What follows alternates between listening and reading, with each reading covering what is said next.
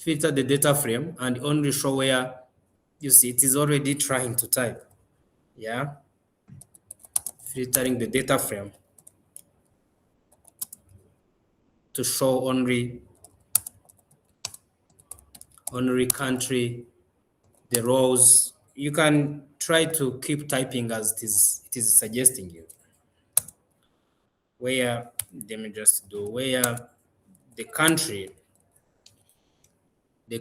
is Ethiopia. Yeah, let me say Ethiopia, like this. Yeah, I'll do like this. What, Ethiopia? You see? Do you see the code? It is trying to create the data frame filtered. I can also call it, wait. Yeah, this is what I wanted actually. So I can come and say Ethiopia data trade, where the country is equal to Ethiopia. So if I run this code, I will only have the records where the country is equal to Ethiopia. I hope you have that. Yeah. You see that? Keep typing. Normally, when it is, you need to see how I'm doing it. So when you are based on the country, yeah, you can just do like this. See, you have it where, then you say where the country is equal to, instead of USA, use option. You see? Yes, Ethiopia. Yes, H like this. This. You see, now it is already writing the code. And now you don't want just, you need to create a new variable. You need to create a new variable and call it maybe Ethiopia data. Yeah? Ethiopia underscore data. You see, it is now giving. That's actually what we need. Yeah. There is no data. There is no data. Yeah. Maybe we mistyped Ethiopia. Make sure that Ethiopia is well written. We need to check how Ethiopia is written. Sometimes that could be the reason. Ethiopia. Let me see where the country is equal to Ethiopia. Let me run it, and let me also show this Ethiopia there and see how it looks like. I have it. You see, so make sure Ethiopia is well written, where the country is equal to Ethiopia. Do you see the code? So create a variable called Ethiopia data, and then you say trade, open brackets, you put the trade data, country equal to Ethiopia. It's the same. What does it say? Let me see. Country equal to Ethiopia.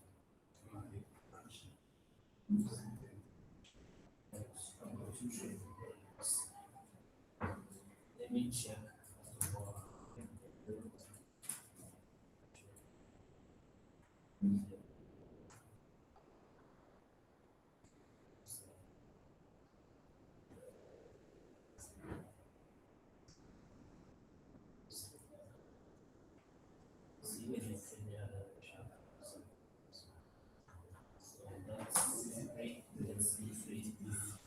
You run it off.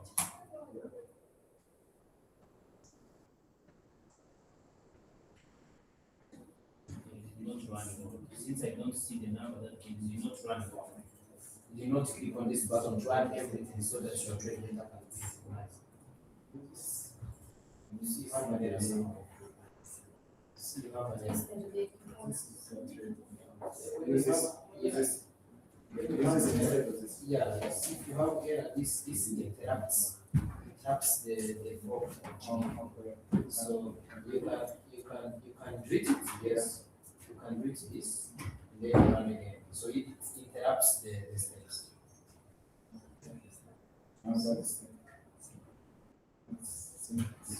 Yeah, now let's see the Ethiopian. Put Ethiopian C there. Tap.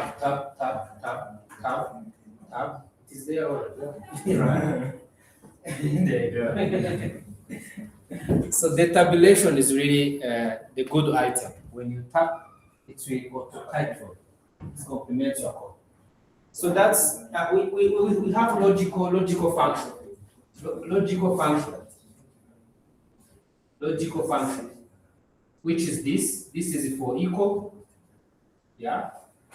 We have this for different.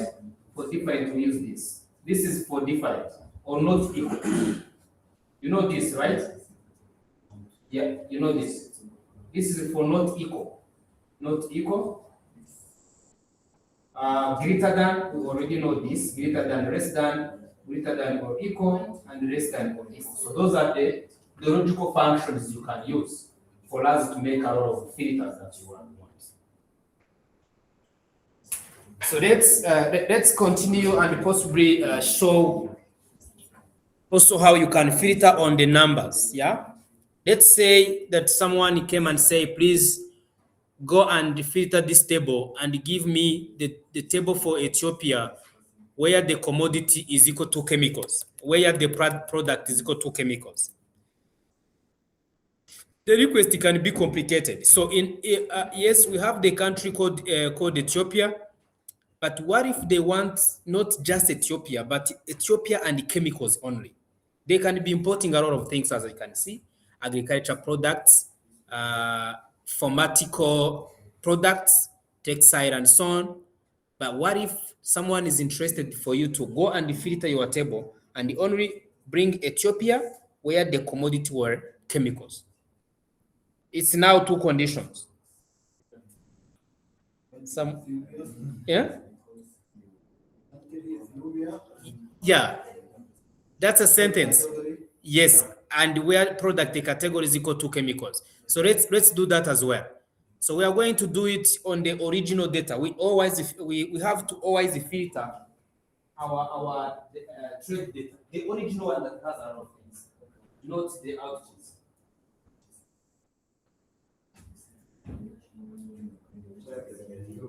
Okay, this is maybe this place you need to use a capital E. This one you can now check. This is your data, so you do this, then you see what is.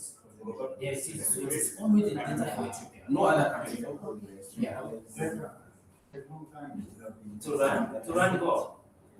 Maybe it's because of those installations, so you still have a lot of things to install. Because you have already installed it, you don't need to keep installing again and again. Yeah, you will need to comment everywhere you have done the installation, because you don't need to install something that is already installed. Yeah, whatever you have to install, you comment it so that it will not do installation again and again. You see, so you comment installation. Yeah, that should be the reason why. If you have other installation, you have to comment it.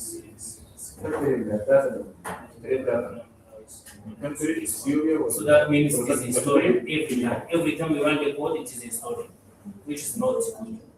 You have to install once and you use it. You see, so this also, it is installing. You have to comment it. When you comment it, it will not run again and again. Yeah, even this. So it is already started. Whatever you have the installation or install, you have to comment it.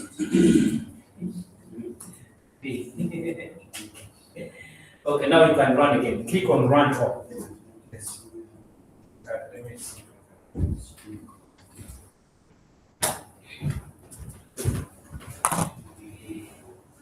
So put that comment and do the query that will give you the two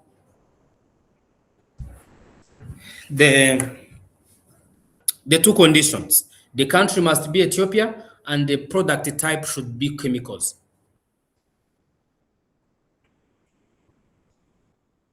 Connect. You done it? You have done it? Yes. Yeah. Very good.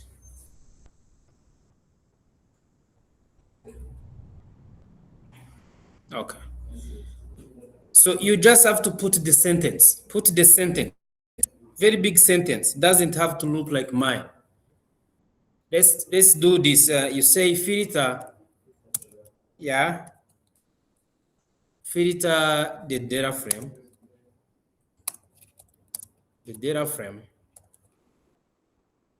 to show, to keep only, you can just use your own words, to keep only country Ethiopia, and the product category may be, as you can see, product type is product what?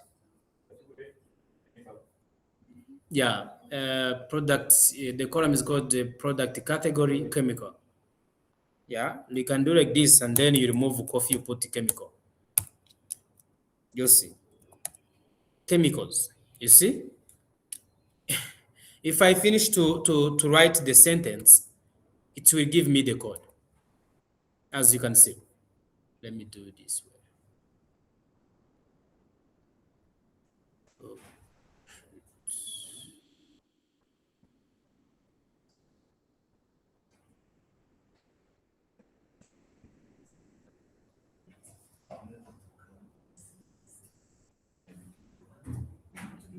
You see that code? Do you see that code? Ethiopia chemical data. So now whatever you see here, the country is Ethiopia, and the product category is chemical. And they are using the and symbol or ampersand. You can call it ampersand symbol to combine the two logics. So it will only give you where the two conditions are satisfied. Either product categories chemicals and countries Ethiopia. You see this symbol? Write a good sentence. Just keep only the data frame where the countries and this. It will give the code. You see? So now you don't have to struggle for any filter, any question, anything you want. You can explore and do a lot of filters and so on. Yeah.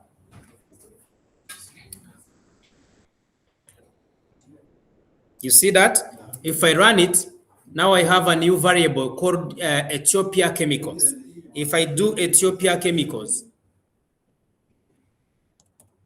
Ethiopia underscore chemical, like this, I can show the head of it. So if I do like this, it will only show me the data for Ethiopia when they export or import were chemicals. You can change this keyword anyhow you want, but as long as you are keeping this logic, it is going to give you the data where the two conditions are satisfied. You can do as many conditions as you want. You can use or, you can use union and intersection, but this is mainly for the intersection. When you use this and symbol, it's for the, this is for the intersection. So it has to satisfy the two conditions. Country must be Ethiopia, and the product type, it has to be chemicals. And that's why you see a very simple table like here, like this. Yeah. Anyone who has an idea of what you can do on this data, what do you think that you can do? Any transformation or any filter or any additional calculation, anything that you believe we can do on this, it's very doable. Give the comment and we got correct. Yeah.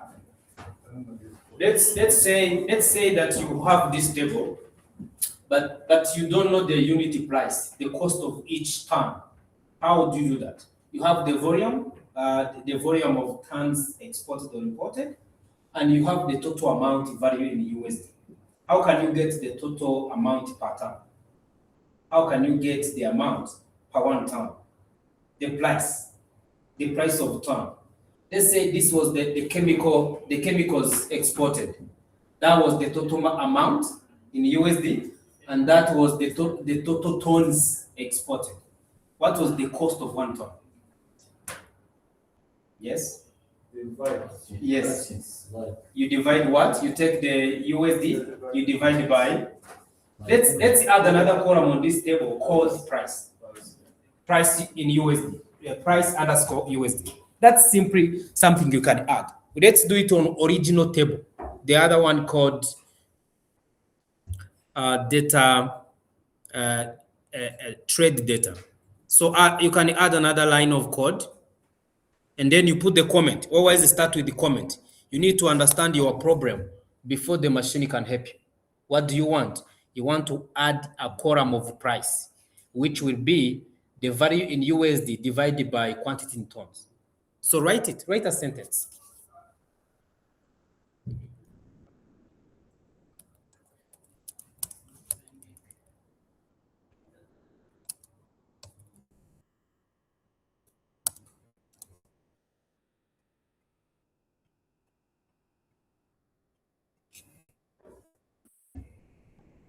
It is already it is already giving me the sentence. Create a new column called quality price instead of what is giving me. So call it quality price. I need to quality price. Price underscore USD by dividing the value in USD and the quantity in tons column. You see that? I can do like this. So it is trying to do it on the Ethiopia dataset, but I need to do it on the trade. So by writing just the trade, it knows what you want to do. You see what I'm just doing? Create a new column called price USD by dividing the value in USD column by the quantity in tons. And then I do tab. That work is done. If I run this code and show this table code and try to show it, if I do trade this, if I do head, a new column is added, which is the division between the values in USD and the quantity in tons. That's something you can compute on your existing data, be it wherever they are coming from, if it is in database or whatever. And then you save it. You can save this attachment and you send it. To have seen that. Yes. Mm. Mm. Yes. If you take this value divided by this, the result should be that. Let's do that. So if you take this, you can simply do it like this. You can take this value, control copy, you put it here, control V, divide by this. Yeah, just do the count checking. Copy, and then you put this here. Yeah. If you divide the two, you do shift enter.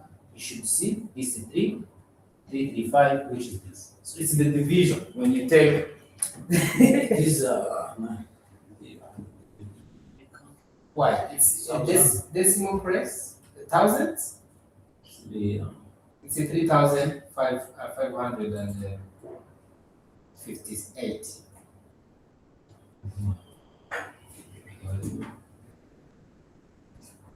Yeah, it's the division. It will not do any mistake. And it is running it on all datasets. You see? So that's how you can do the cleaning and you add new computed values if you want. Is it working?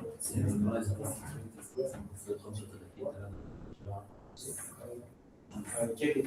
Is it working? This divided by this. Yes. Yeah, that's the result. It cannot do any mistake. It will never do any mistake.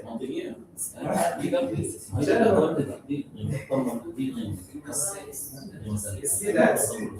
Yes, you can double it. That's good. Now you can show this trade data. Now your AI is working. Your AI is working.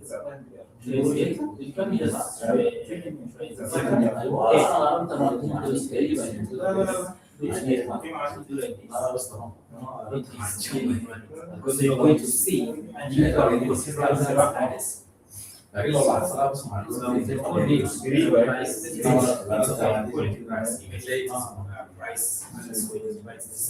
so always when we do something, you start by writing a sentence.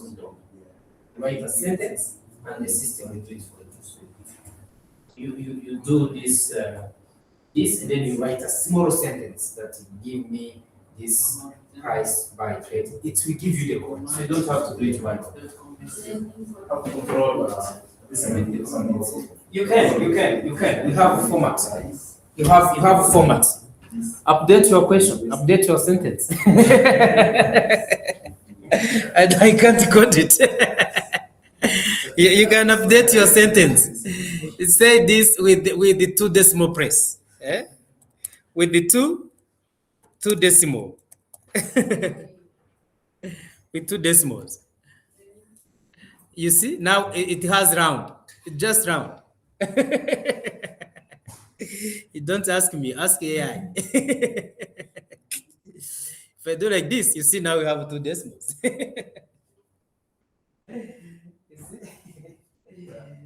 Always ask AI before you ask your colleague. Update your sentence.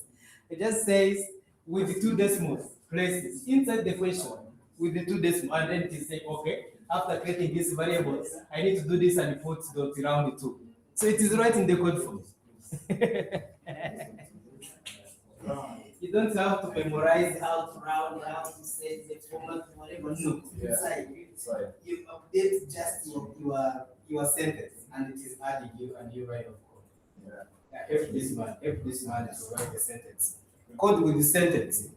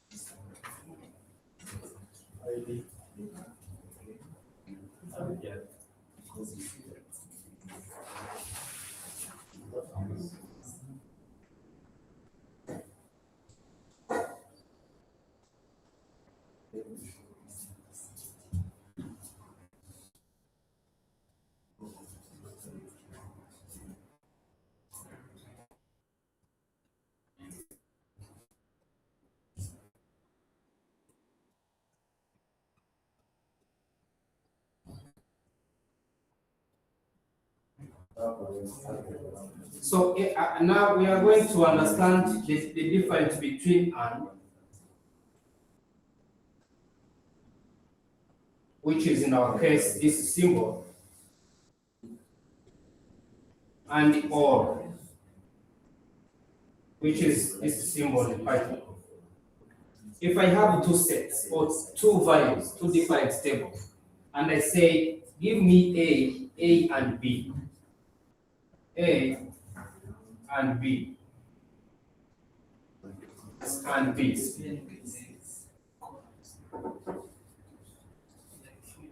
What could be the result of A and B? Two. In the Python, in SQL or in logic? Logic. All. It's everything? No, no. That is A and B. A and B. Yeah. Like Everything. 4. Two and four. 2 and 4. It's like intersection. It's intersection. This N stands for intersection. If we use N in SQL or in this context, N simply mean intersection, or this symbol is intersection. And that's why when we say Ethiopia and chemicals, we only get the data for Ethiopia and chemicals. Ethiopia with the coffee is not there. Chemicals in the USA is not there. It's Ethiopia and chemicals. So N, it's intersection. In this example, it will give us 20 and 4. But when I say or, if I say A and or and B, if I put or, yeah, if I put or, it's going to be everything. Be it here or here, it's going to be everything. It's 1, 2, 3 up to 8. 1, 2, 3, 4, 5, and 7 A. 7 A. So or it's either it is here or it is here. It will come. But if I say and, it has to match the two conditions into to intersection. Exactly. So this is the intersection. This is the intersection, and this is the opposite of intersection. Intersection is what's the opposite of intersection? Union. It's a union. It's the combination of everything.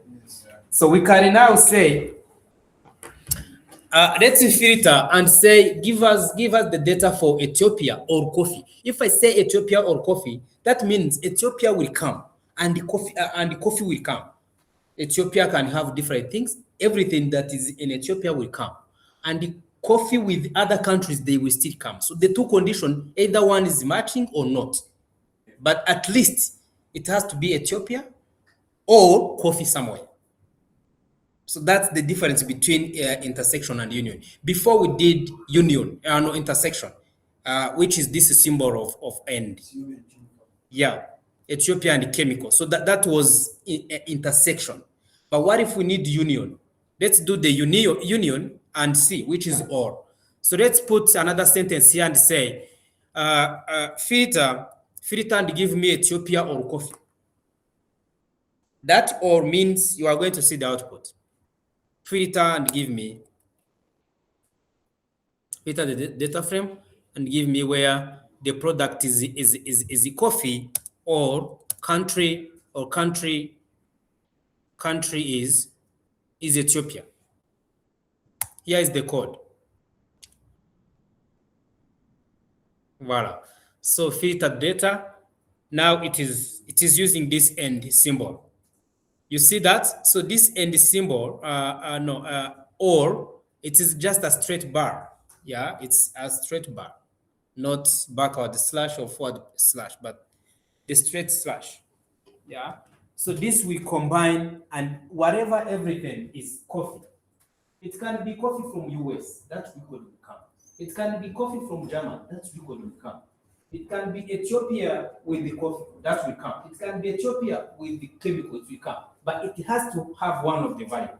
Either in the product is coffee or in the country is Ethiopia.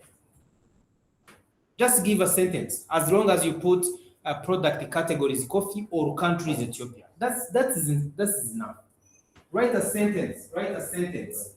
You need to type English and the code will come. You see. Very good.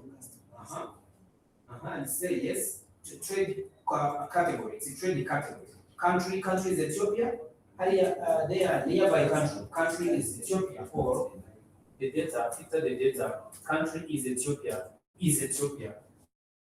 Right is Ethiopia. Is Ethiopia. Space. Enter. Space. Ethiopia start with the capital letter ETH. Ethiopia, it's ETH. It's better to, yeah, it is, but you need to start with the caps so that's like this, yes. And the product, or, now we are saying or, not and. It is or, product category. Product category is coffee. That's enough. So now it is going to code. You see? So here is the code. So it is going to make sure that you are having the data where the country is Ethiopia or the product category is equal to coffee. So I can run this code and come and check this filtered data. Let's see how it looks like. Filtered data, just to check it. Voila. So you see now, here it is Ethiopia. It's because it's a lot, but coffee should come somewhere as well. Coffee should come somewhere. You have 2,160. Yes, that means the coffee should be somewhere. Like this.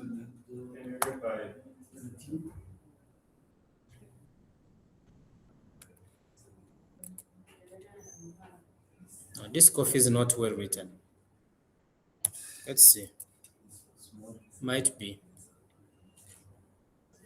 It might be small. I don't know why, but normally it should come. Let me see the unique values that we have within our trade data. Show me the unique values of. Let me just say show the unique value. The unique values in products category column. Yeah, so that code will show me how coffee is written. This is the product you have agriculture. This coffee is not there, you see. So we can even change our question to change from coffee to maybe electronics. So in the commodity we don't have any coffee. That's why you see everything comes that way. But you can say where it is electronics. Electronics. You see? So it is updating the code in real time. Replace coffee with electronics.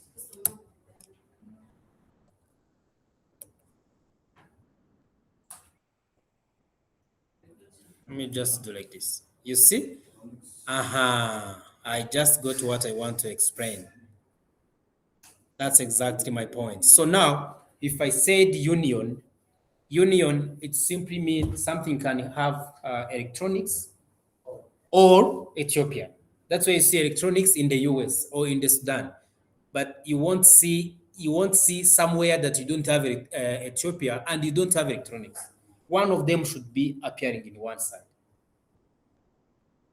So we'll see this in SQL when we learn how to query database and creating other tables and making this process automated to be inserted into a database. We will see this in real time. See that? So you can do a lot of filtering using less than, greater than, or greater than, or equal, less than, or equal, or difference. It might happen, and you believe that you need some of those symbols. Not always use those equals. Yeah, it might happen that you need everything excluding maybe Sudan or including Sudan only, or you want where the volume in the US is greater than 10,000 or less than or equal. So those are the different operations that you can use on top of just this equal of assignment. Yeah. So let's see what we call group by. What is group by? Group by, you know it. You know it in the SQL. So group by also it is here available. You can come and say, please go and do total volume or total amount by commodity or by type. So maybe you need to know what is the total amount exported and what's the total amount imported. You can be working in international organizations like IMF, World Bank, and so on, and they want you to do it globally on the world, as total. So what was the total export? What's the total import? So they need you to sum and do the group by.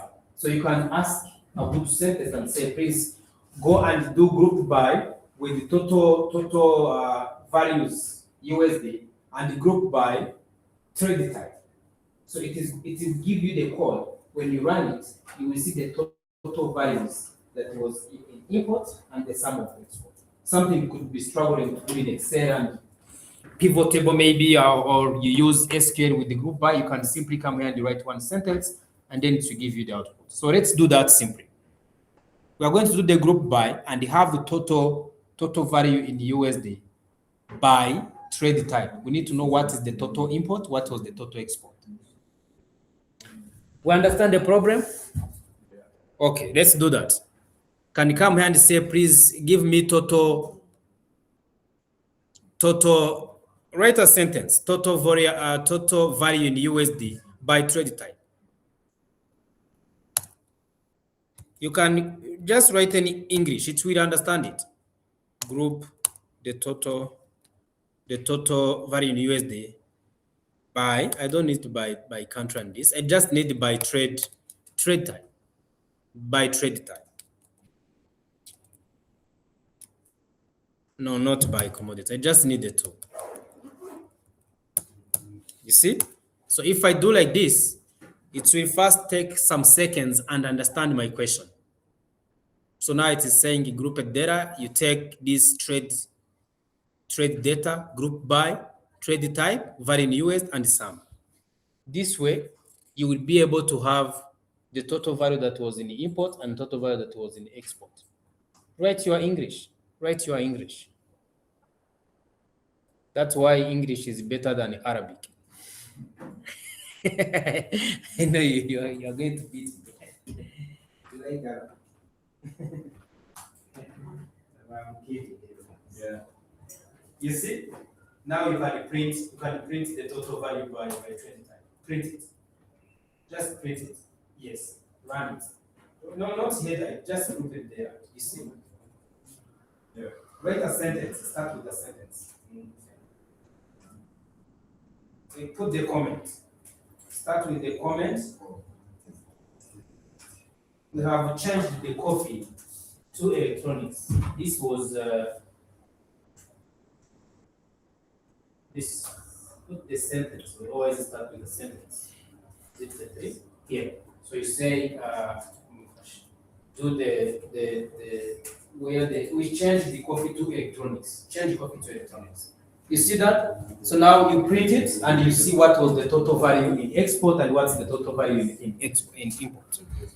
That's in terms of total. You see? So now I can simply print it here below. I can come and say grouped. This is just variables. You can name it the way you want. This is the total values that you have in import and in export. You see? So if you can simply do this, or you can even do the average. What if you don't want the sum and you want average? That is simply by changing here and put mean. So the system will give you this value. You might need something that is maybe matching more than two groups. Yeah, you need the total import and export by country. In Sudan, what was import and export? In Ethiopia, what was export and the import? In the US, what was total import and export? Update your question. You can just do this and by country. You get it? Update your question. So give you the code.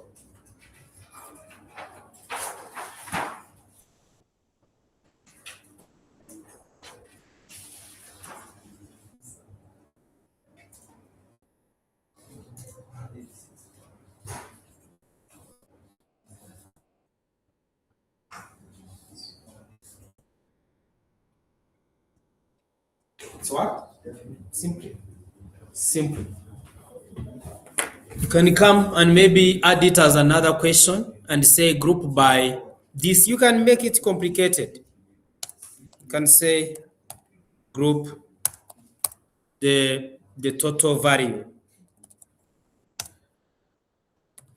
Total value in USD by this and by country. Take this. You do enter and it is going to write the code. This way. You finish. You do enter. Now I need to print it. Group to this. I'm not coding. Just the tab. Tab is doing this work. Now you see, but I would not like it in this way. I rather have to start with the country and then let me do like this. You have to start with the country and then you put import and export it as the last argument, like this. So this way it will be much better than the one before. Yeah. So if you run it this way, it will come and say, in Sudan, we had this import and export. This, so it's up to you to manipulate and you know which one to start with, which one to end with.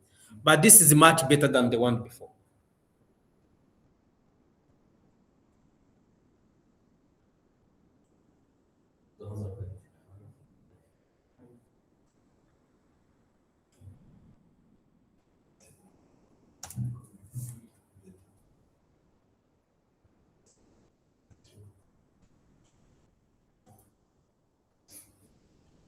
Yeah.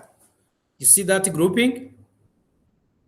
So you can group with the average, with the minimum, with the maximum, with every detail that you want. You just need to write your English and it's going to give you these values. You write the English, don't code. Write English and then tab, tab, tab. Yeah. You just have to write your sentence.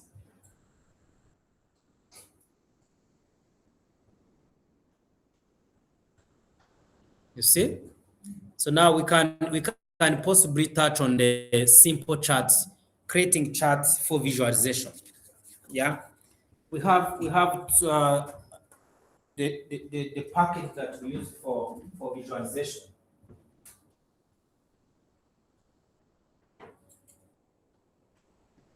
or charts or creating charts.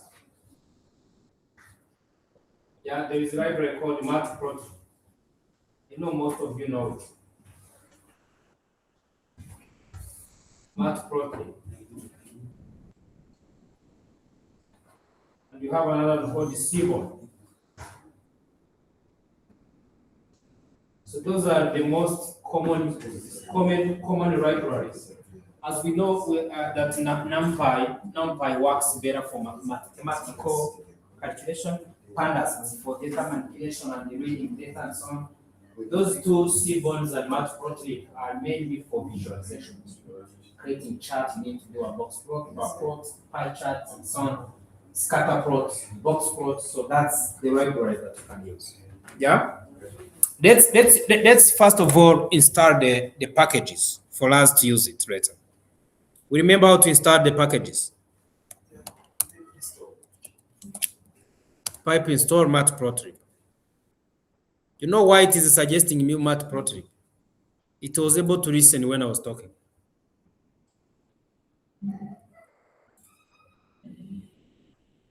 Pipe install, you can use this or just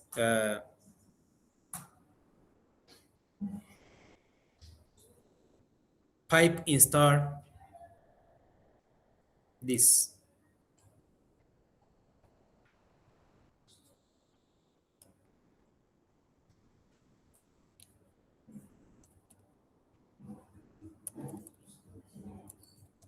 How about Seaborn? I need pipe install Seaborn.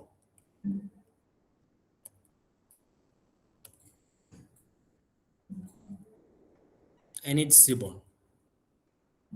This is also another library for visualization. It takes sometimes it has to bring other dependencies. Pipe install. You can use this or you use exclamation mark. Try this as well. Pipe. This is for this is when you are not the admin. That's why I'm using this argument. But for you, you can just use this exclamation mark. Might work. Who finished to install Matplotlib? You done? Take them. Yeah, it takes some time. Yeah, it takes some time.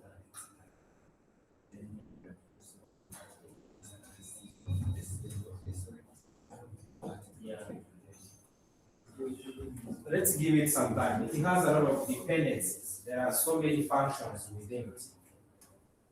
It's coming. Yeah, for you it is done. It is so promising. It is so promising. Very good. Very good. Very good. So now down there you can write a sentence creating bubble. Comment to the code for create a box plot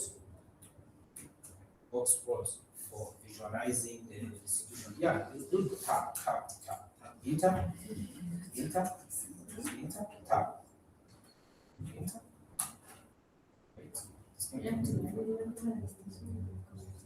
tab. But it's showing just something.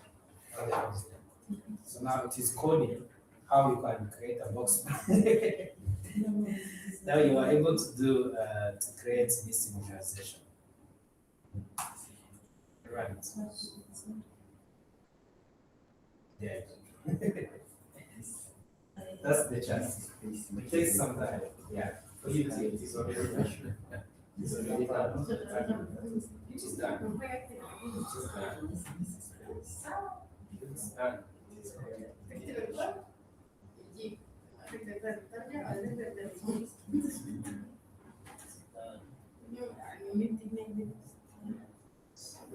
So it put also like you start much more like this. You run it this way.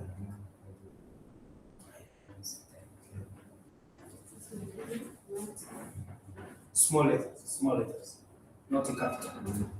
They are all small letters. Treat and put small letters.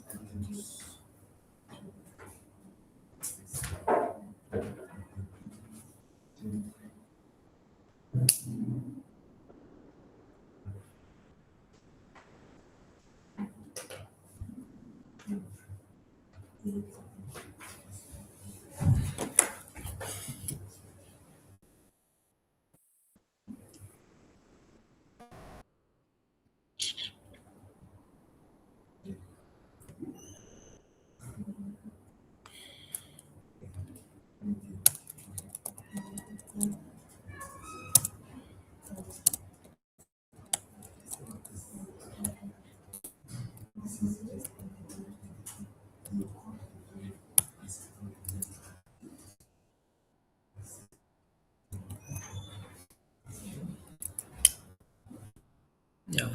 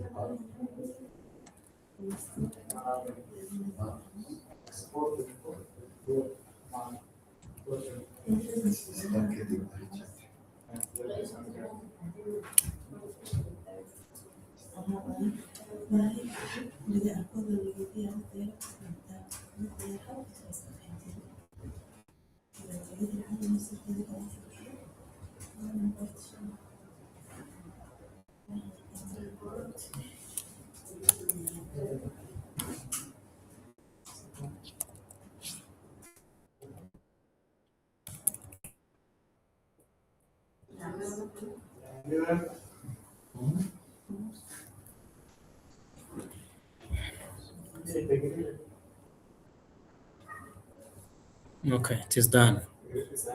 It is done. Very good. So it is done.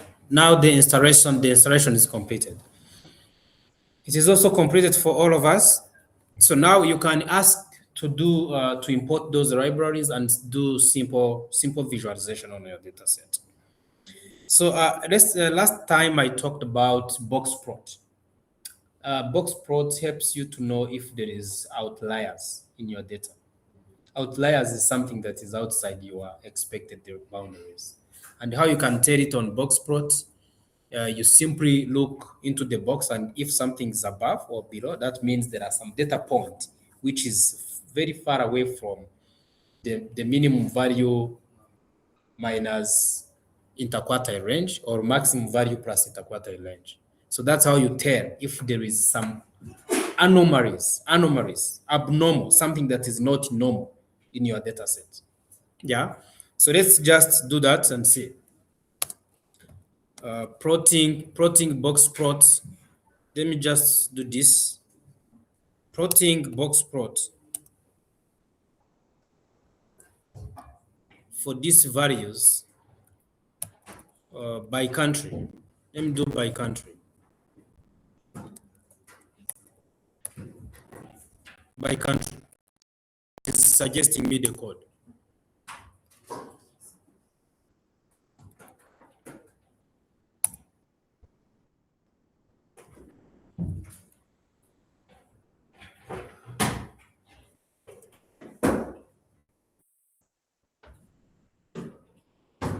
Need to import matplotlib as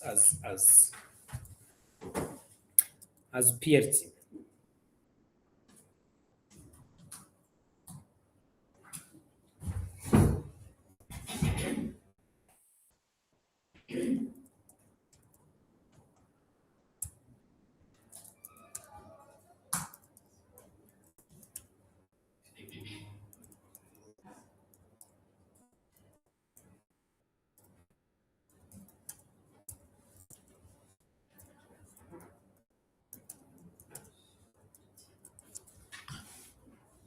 So this PRT needs to be imported from top. Say from matplotlib import pyplot dot pyplot as PLT. Let me do import. Okay, that one. This works.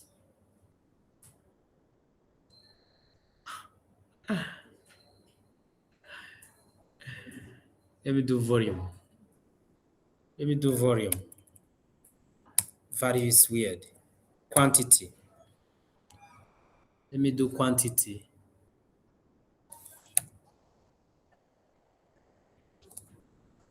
Underscore tons.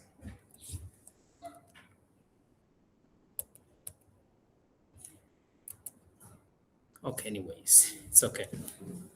So now, as you can see, even though it is not clear, but you can tell that those values are outliers. When you look at into export and import volume, this was for the volume quantity. I changed to quantity values.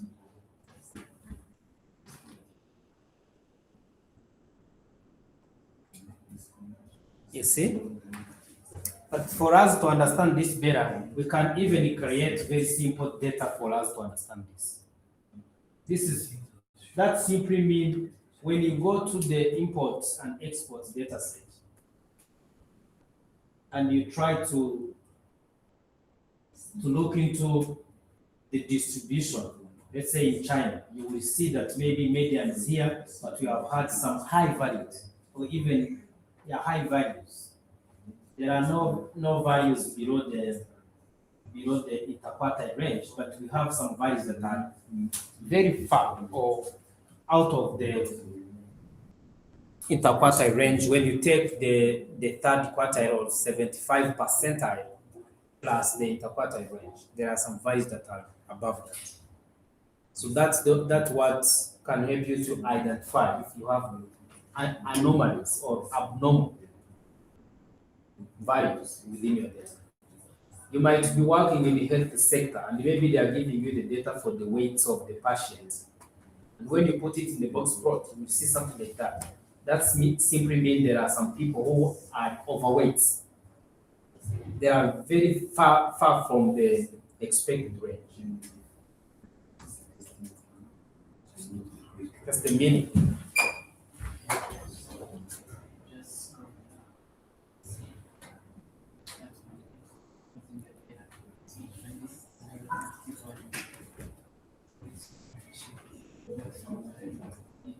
You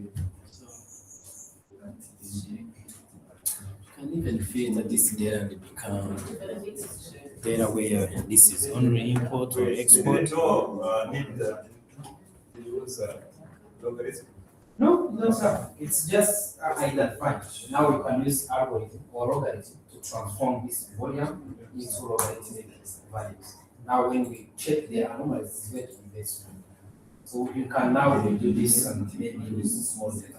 But for us to understand this, what it means, let's for example create a very simple value. It work. Create a box plot for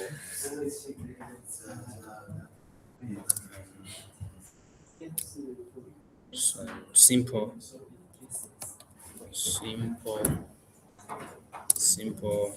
example array, simple array.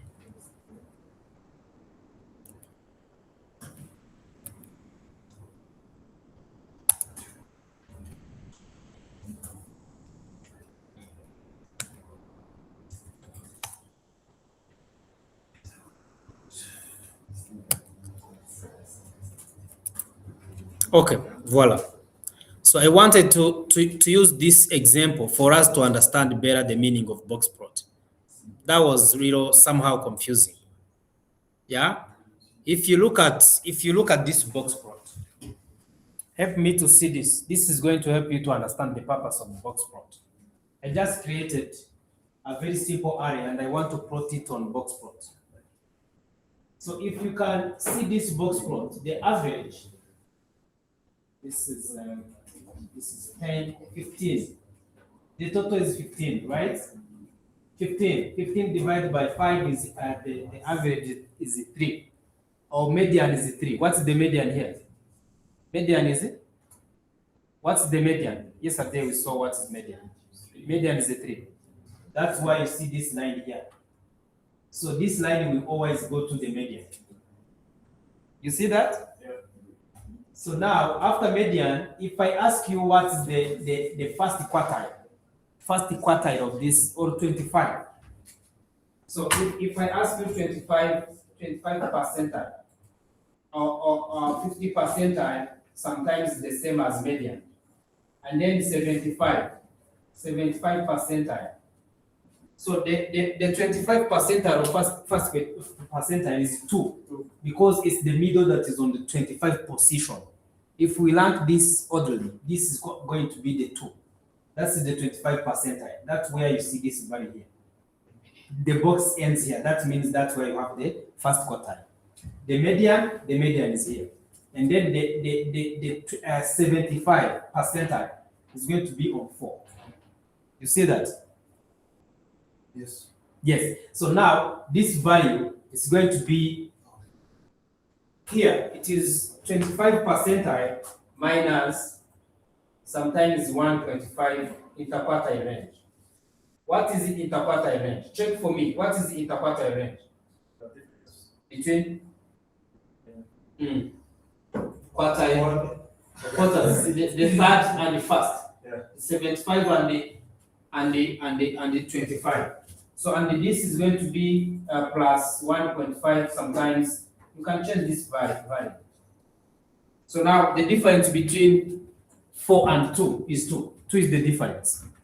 So if you take 1.5 times 2, and you take this 2, if you take 2 minus 2 times 1.5, it's going to be around, it's going to be around, so it's, you see, this is 2. If you take this value and you get here, this point should be 2, which is 25 percentile minus interquartile range. 1.5 interquartile range or 0.5. They use some percentages. But mainly that's where you see. But if they were a value that is here down, that's what you call outlier. So it is not within expected bound or range. The same as here. We have this as a 75 percentile. If we take it plus interquartile range, which is 2 or 1.5 around, now it is going to be on 5. 5 is going to be 75 percentile plus interquartile range, which is going to be here. If we have had a value like 20, 20 is going to be 20 is going to be outlier or abnormal, something that is not expected. Let's do it. So if I had this array and put, let's say, comma 25, and plot it again, see what I have. You see the meaning? Yeah. You see the meaning? So that simply means our data is distributed in this range, but we have something that is not normal. So that's why when we plotted the quantity exported, you see some values and other values on top. That means there were some huge values in the export. That's how you can identify if you have outliers in your data. You see the purpose of box plot? All that. Yeah. Abnormal. Yeah, an outlier can be so many. That's not. So All are outliers. Remember, our data is huge. We have 21,000 records. So maybe it's 50 or maybe it's 100 outliers. So we have so many data. Yeah, those can be maybe 20 or 50. okay. Yeah, this can be maybe 100. 100 of them are outliers. That's the huge outlier. It's that's how you can also detect the frauds. Fraud. You know fraud? Frauds. You know fraud? I can write. Frauds. Yeah. Let's say frauds. Is it frauds? is it A? And you did like this. Fraud. Let me check. It's a fraud. Let me see. Yeah, fake or fake transaction or thieves. The forgeries and so on. Let me see.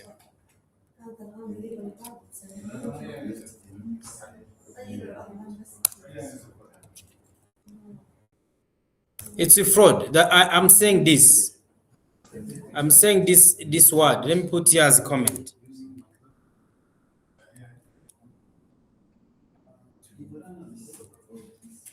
You see, this is fraud. If you are working in the telecom or you are doing a research in telecom company or you are doing a research in the hospitals and so on, and you are plotting the patient bills, the amount of money the patient have been paid, you can see maybe one patient has paid outlier value, or some most of the patients they are paying around 100,000, 200,000, and maybe one person or three person has paid millions. So you can easily tell that maybe something is wrong. So that's how you can detect the frauds in whatever data you have. Abnormal, yes. The same as abnormal. I hope box plot is making sense. Does box plot making sense? What does the purpose of the box plot? Very good. So we are going to see. So fraud is abnormal. I was giving them example. If you are working in a hospital data, and they give you the total, the patient, and the amount of money they have paid. They have been paying for the medical services.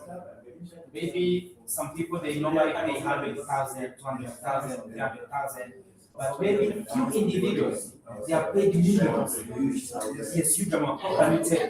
This doctor post can tell you, okay, now we have some abnormal. Maybe it's for outliers. So this is applicable. Okay. Yeah.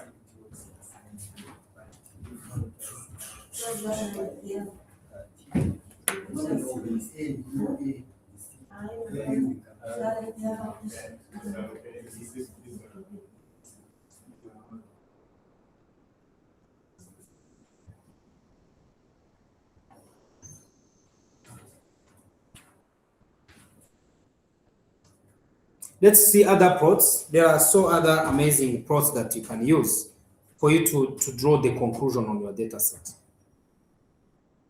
Yeah. Let's, for example, say that you want to see the correlation. You want to see the correlation.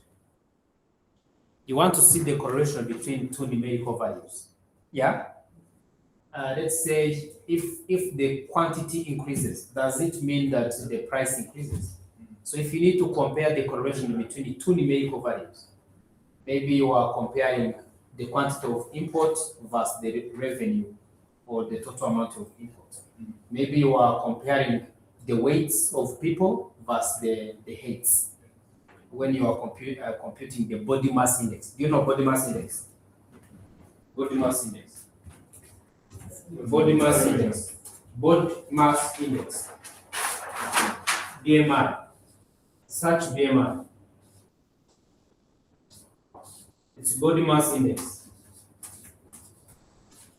Body mass index. This is a medical KPI, or in the hospital. They can tell you if you need to eat a lot, or if you need to eat vegetables, or if you can eat camel meat, or if you have to do a lot of exercise by computing body mass index. The best range should be between 20 and 30 something, isn't it? You are the one who knows this in the hospital. The best should be between, let's say, 20 and 30. Yeah, this is the best. Yeah, but if you have, let's say, 40, you need to stop eating. If you have, let's say, 18, That is also. It's basically. It comes 18. 18 and 25. 18 and 25. Yeah. 10 and 25. Yeah, sometimes they go, yeah, somewhere. Let's see maybe search, you are the searchers. Search online and see the best body mass index. So now how does this get computed? How this gets computed? The formula, body mass index. Check for me the formula please. Height, yes, height. Divide with square. Okay, very good. Height over weight squared. Weight squared. You see? So it's height, your height in centimeters, let's say 1.70, that's 1 meter and 70 centimeters. Yes, tall. It's with divided by square.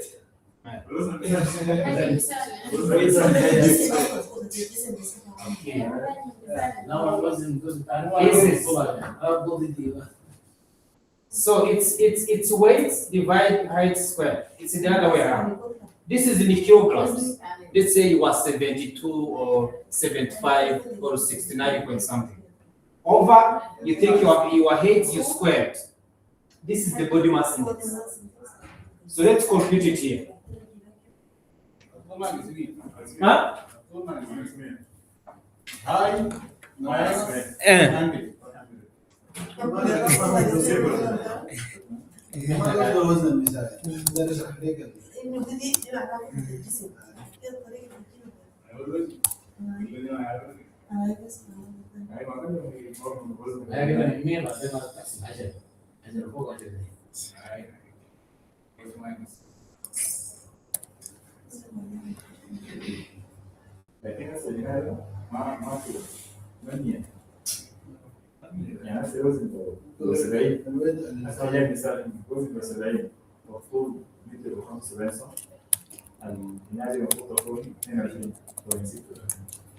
So now, if you want to do that, you can simply compute it here.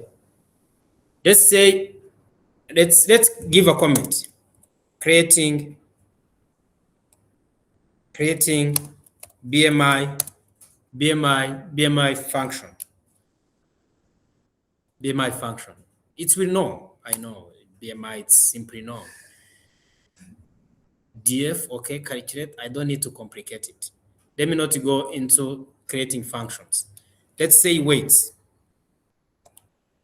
Yeah. Let's say weights is equal to this in kilograms, and then height is equal to this. Also in the float number, now body mass index is equal to this. Now print it. You see? So now if I run this code, it is going to ask me what is your kilograms? What is your kilograms? And what is your height in meters? Should be short.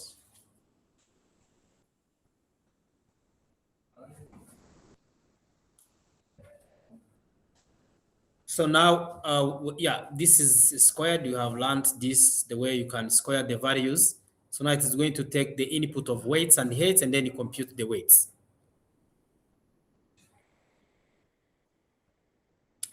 Why is this taking longer?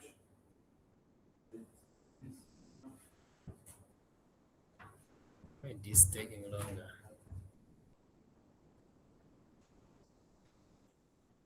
It should not take longer. You need to add an input. Input? Yes. But where? It has to suggest it. Go to VS Code. On VS Code zijya hejuru kuri munsi. Kuri iki? Hejuru aho itangira hariya haba ufite gusa. Gira turebe. Gira turebe. Biri hari kuri keyboard. VS Code. Isa ni hano. We type? It's on top? Like, No. this one. No. You're typing in bigger form. Let me do Control Z. Wait. Let me do like this. Yes. Tuanze dukanselinga. Okay, let me interrupt it. Interrupting. Let me interrupt it and see. Let's interrupt it. It should be shown. interrupted this. It's okay. Yes, ongera link. Let me see. Then andikamo Okay, on top. Okay. Is Okay, yeah. hariya hejuru. So you see, after running, here there will come a box that is asking you the weights. Enter the weights. So enter the weights in the kilograms. Let's say you are 78. Are you 78 kilogram? Front. Not convert string to front. Huh? Let me see. I'm putting this 22. Okay, it accepts. Now it is asking me the height in meters. I can put 1 point, let's say 74. And I do like this. So this is your body mass index. Yeah. So you run the code and it is asking you to put the weights in kilograms and to put the height in meters. And it is telling you your body mass index.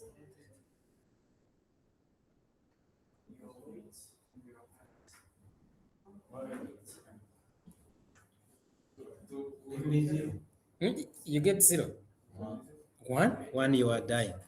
You have to eat camels. So the kilograms, you have to put, let's say, some 85. Let's say 85.1.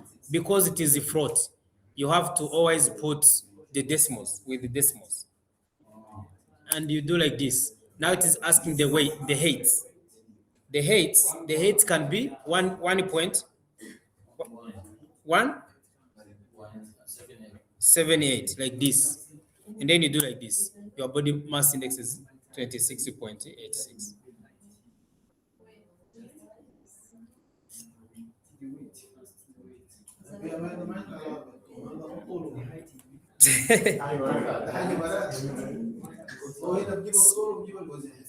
Yeah. So the purpose of it is to see if your height is a proportion is corresponding to your weights.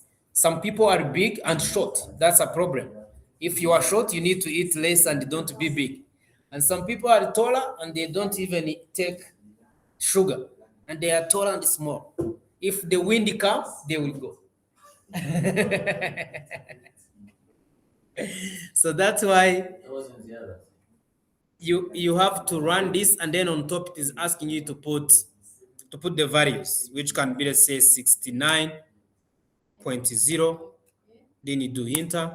Now it is asking you to put the heights, which can be, let's say, 1.80. Now the body mass index is 27. So that means someone is taller but without the weights. That's the meaning of this body mass index. That's why we say the good range is between 18 and 30. If you are between 18 and 30, you are somehow not that bad. But if you do it and you find that you are below 18 or you are above 35, you can easily tell by ears. If you look someone, you can say you are above 25. Can I tell you yours? You are around 25. What is your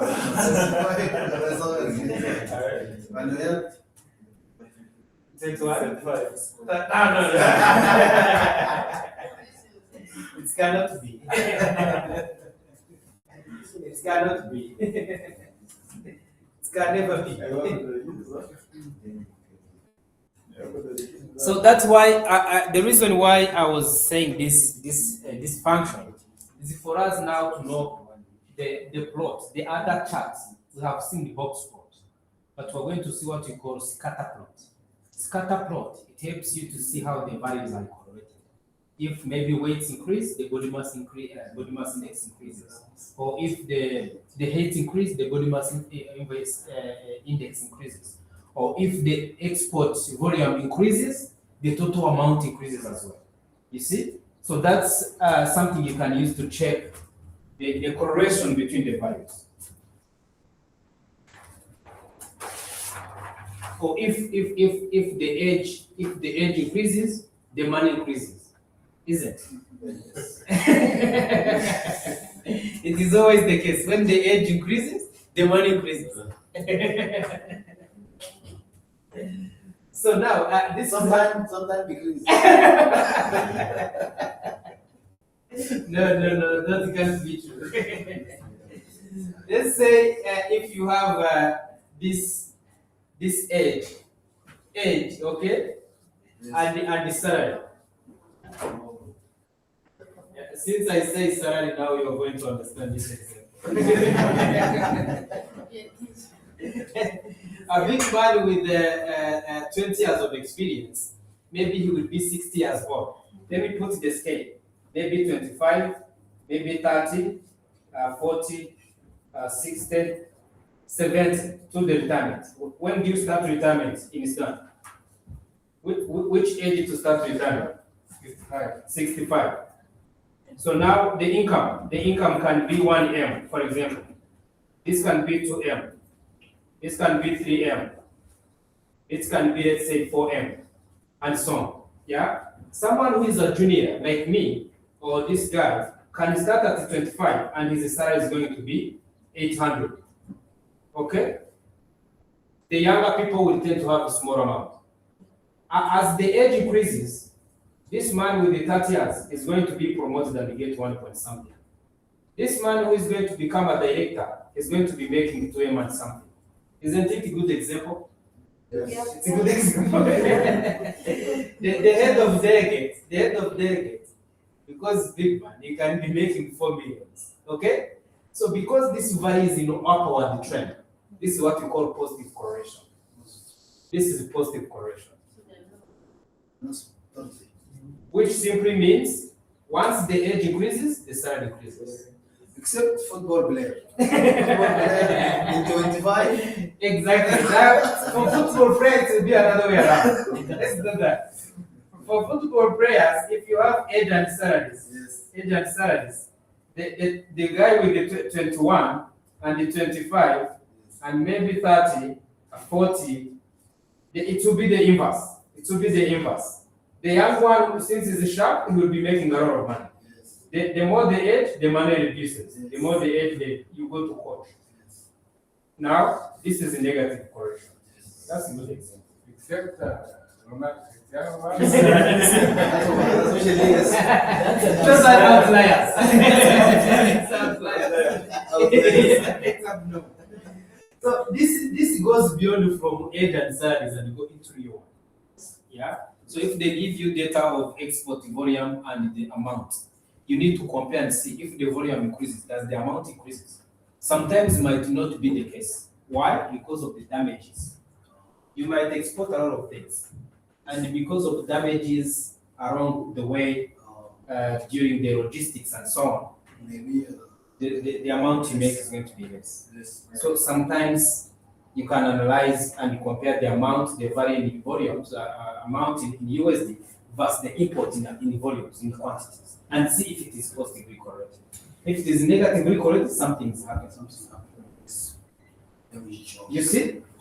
The same applies with the body mass index and the height and weight. If you are working into the medical research and they are giving you the values of weight of children's, they are maybe the school report, the marks they scored at the school and so on. You can see if the older the student, the more the marks. So, and compare and see. So if you get a chart that gives you this structure, the points that are arranged in this way, you will draw the conclusion and say, these things are positively correlated. The more one increases, the other increases. If the points are in this direction, it simply means the more one increases, the other one decreases. It's the other way around. There are even some points where there is no correlation. And when you do like this, you will see the point looking like this. Yeah? So that if you put it in the cycle, they want to be up, they want to be even up and down. If you put a line, this can appear on this line, and this can appear on this line, and this can appear on the straight line. This is simply mean neutral, no correlation, no positive, no negative. It doesn't relate. There's no relationship. So for you to draw this conclusion, you need to use what we call scatter plot. Scatter plot. Scatter plot in Python. Scatter plot in Python. Let's do the scatter plot and compare the quantity in tons versus the volume in USD. So we understand the purpose of a scatter plot. So let's now do the practice here. Let's say that we need to tell the Python to give us the scatter plot of value in USD versus the quantity in tons. Just put the comment. You don't have to code. Give a scatter plot. You see, it is already there. I don't have to code. I'm very lazy to not code.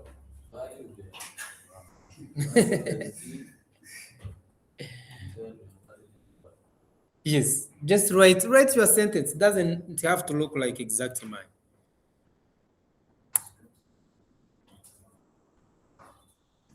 You see? The code is there already.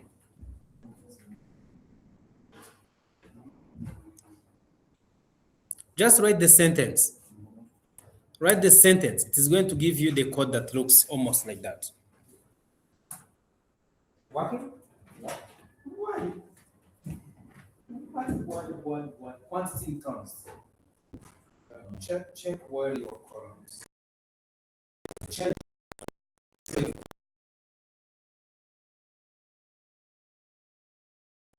Now the comment says the error name data is not recognized. That's what it says. So you don't have something called data somewhere.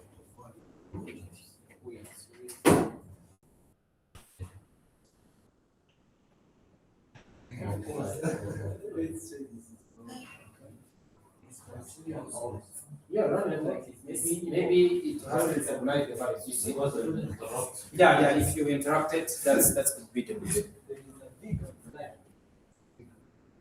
So if I run this code, okay, see, so I have to run all. You can run all so that it can be recognized from top. Maybe you have interrupted somewhere. Exactly the same problem. Make sure my installation. Make sure my installation is commented. Okay. Seems like it has come. Okay. Very good. Very good. Okay, yeah. Because this needs input. Just like that, yeah. So you continue. Yeah, you're right. Very good. So this is the plot. This is the plot. What does it say? What does it say? While reading this value, you can simply see that this line is going upward, which simply means the more the tons of import or export, the more the value. So it is on the trend of upward. Yes. Not outliers. But outliers, exactly. There are outliers. It's because of the mix of commodities or export types, Yes, the names of goods type, product product type. type. Maybe chemicals, Or oil. oil can have high Yes. price. But if we sort and say plot this on oil only, it should be very good. Yeah. Now you can write good sentence and say the data you have shared or the research you are doing, this things is correlated with this, positive or negative.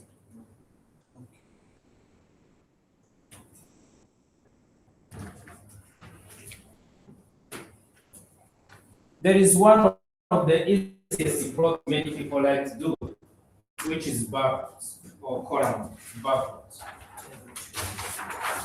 plot. You can call it bar plot. Bar plot. Yeah. Let's say you need to compare and see which commodity or which product type, product category that it has a lot of amount or which has big prices. So what you can do, you will need, this is how it looks like. Yeah, this is how it looks like. Here it can be electronics, maybe chemicals, or maybe oil, or maybe furniture. Now maybe this electronics is going to be like this. Maybe chemicals is going to be like this. Maybe oil is going to be like this. maybe furniture is going to be like this. So if I quote this, I call it products category, and maybe a value in USD, value in USD. So now it is telling me that maybe oil has a high price, followed by electronics, chemicals, and furniture. So it helps you to compare which one that has a lot of values. You can do consumes in terms of quantity or in terms of prices. This is the bar plot, which is easy to implement. Yeah, let's do that. Let's do a simple bar plot of total quantity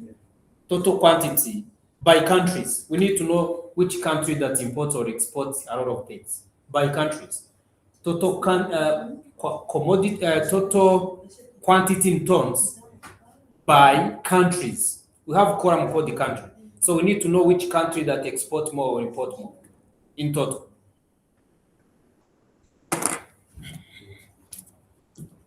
Can just give it a simple sentence, very simple sentence, as we are saying. I can say, give me bar plot of total USD. I need total quantity in tons.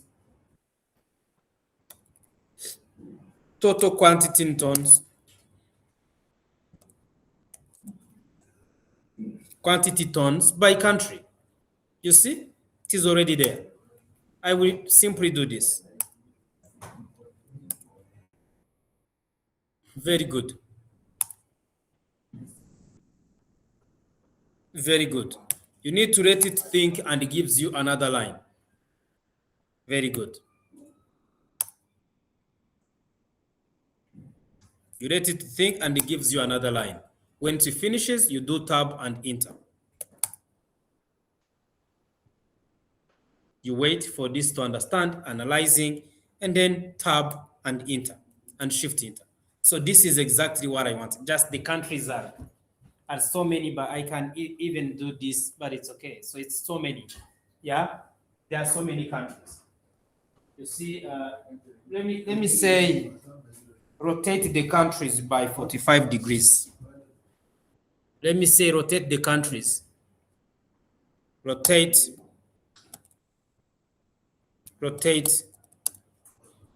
the x-axis labels for better this, for better visibility. Let me do like this.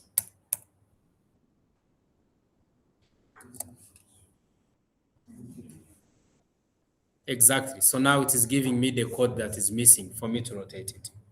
Now I can run this. Perfect. This is the value. So it's up to you to put a good sentence. The rest, it will handle it for you. Do we see the result?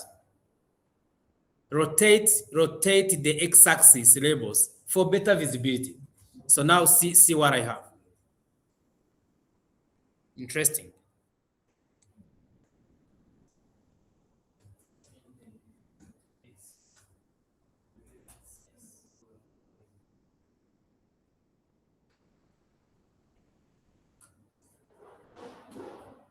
Yeah. Just tell it to give you for better visibilities.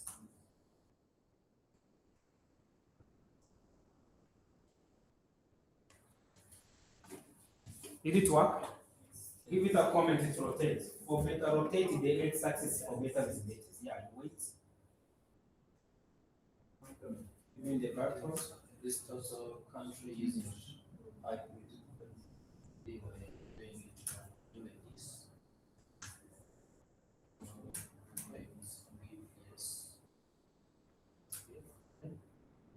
Yes. Yeah.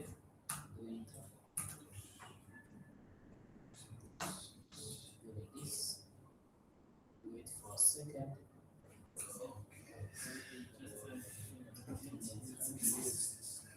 Now you start put a comment, grouping data by countries. Put a comment. Grouping data by countries. Group. Tab, enter. Wait. tab, enter, wait,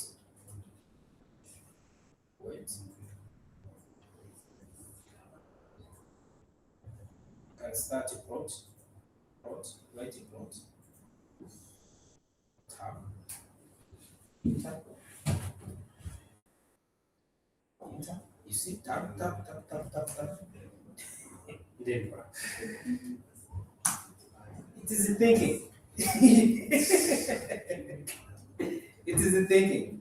So you have to wait for some seconds. Rotate. Yeah, it is already done.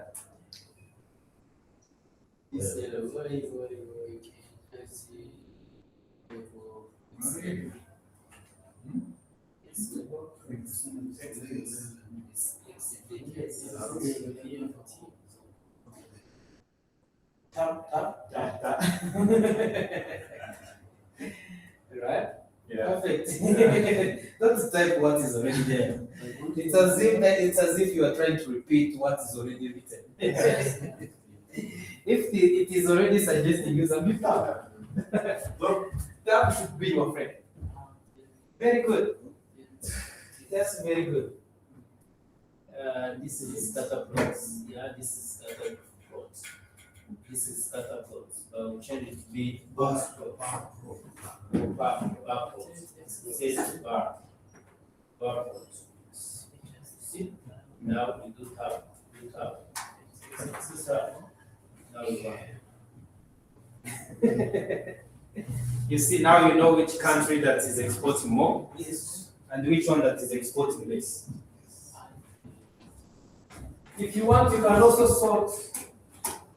You can also sort by country. Say the one that has highest value start and end with the ones with the smallest values. You can sort. You can sort with this sum, if you like. So you see the bar. You see how the bars looks like. But it could be much better.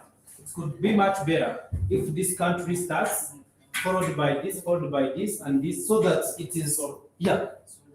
Update your comment, update your question. I can put it here and say in the comments, still in the comments, I can say sort the values descending reorder. You see? I can do it tab and tab.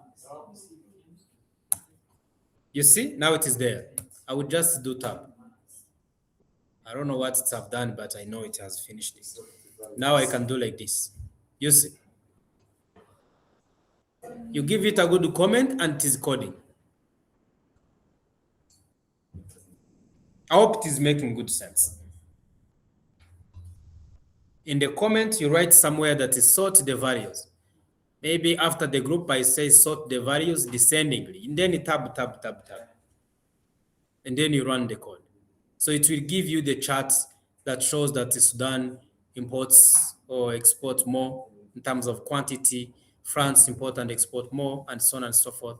EU, United Arab Emirates, import and export less. You see? So this is bar plot that can help you to compare two different values, or the numerical value and the categorical value normally.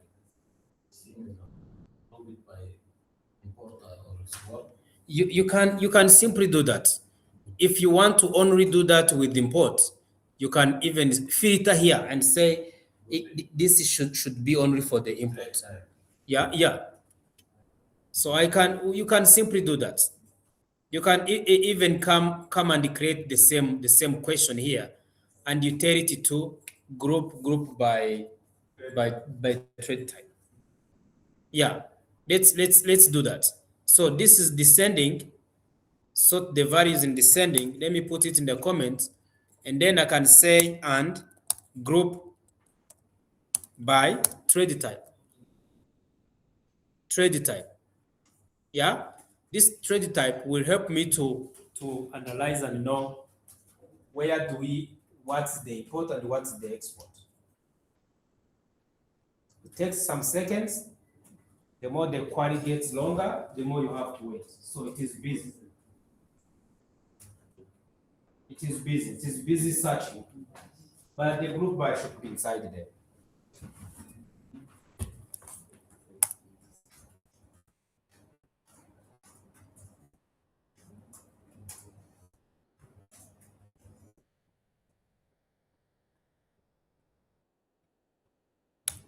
Should be there.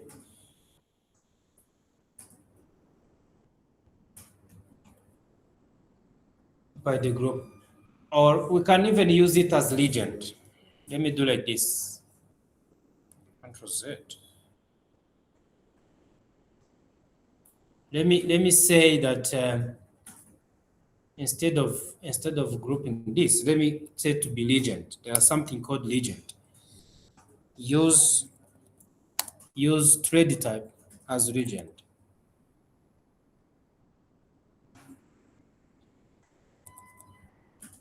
As legend. Yeah, it snows. I do like this.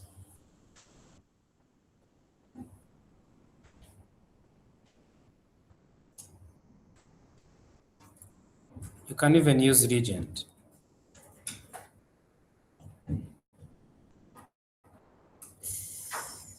Legend, it's legend.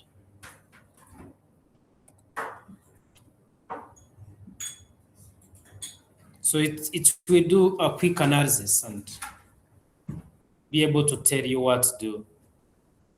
This varies. Maybe it's becoming complicated, but we will do it later.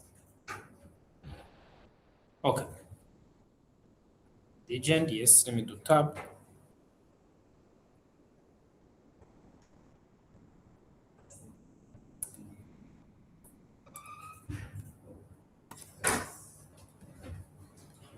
It will know what we want normally.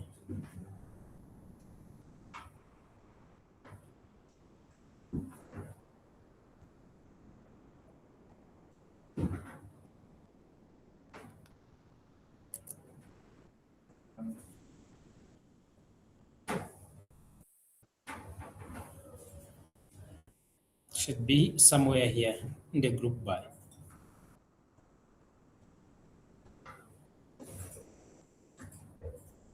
Let's do this. We will do it in the below example. So if you want, yeah, thanks. If you want, you can simply put the comment here and be able to create your own analysis. If you want to do any value that is maybe total value USD by trade type by country, do the comment and do your own analysis. That brings more than two quantitative values. Put the good comment. The good sentence will define what you want.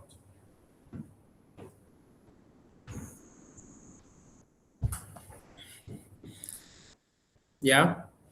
Let's say that we need to do this analysis and group prot box bar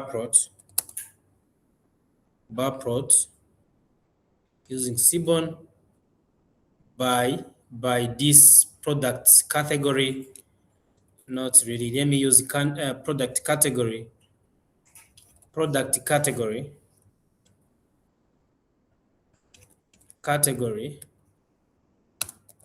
and trade type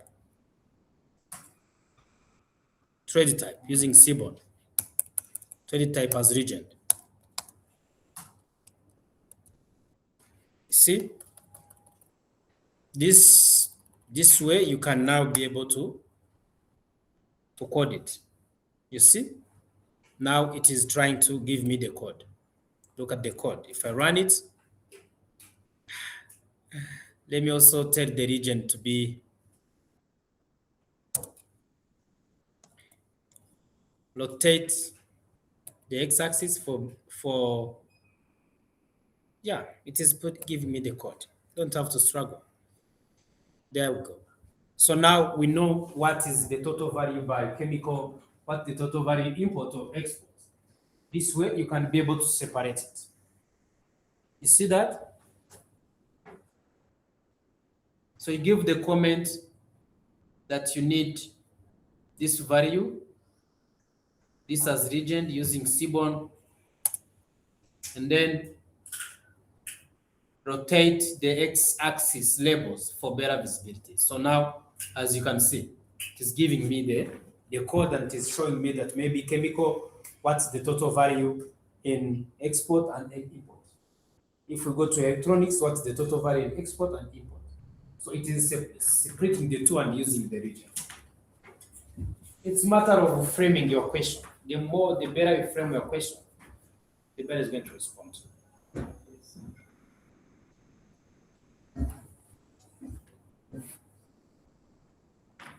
Does it make sense? Does this make sense? Just ask me the question. The background of this and this, and rotate for better visibility using symbols. You can just write it anyhow. It's going to give you a good chance with the regions. Always you go with tab. Whatever you are suggested something and you see that it is good, you go with tab.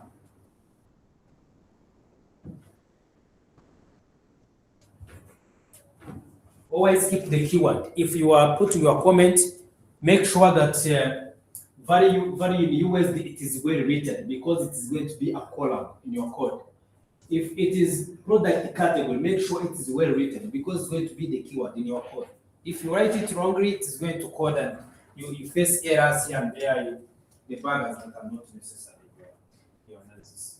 So that's why in your prompt, in your question, you make sure that the column name is well written as it is in your table or in your data set.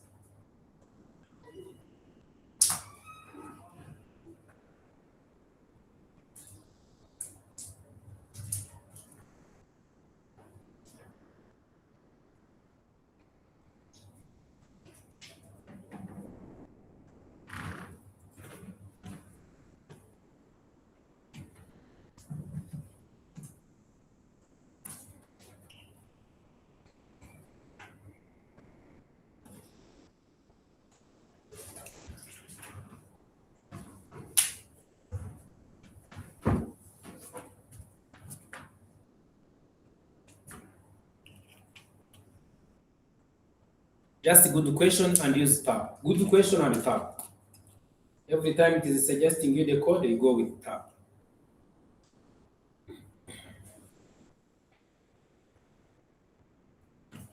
Who has the code using HTML? HTML. Have you used HTML before? Very good. You have you used HTML? 10 years. 10 years ago. That's a long time ago. Muhammad, have you used HTML?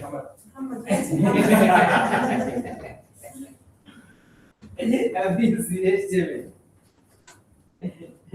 Let's generate, after a break, we're going to generate HTML report using Python.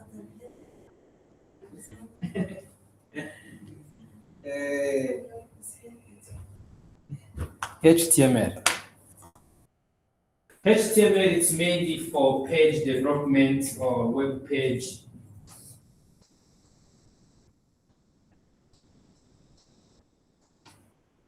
And inside Python, you have also the ways you can generate a report using HTML with one click,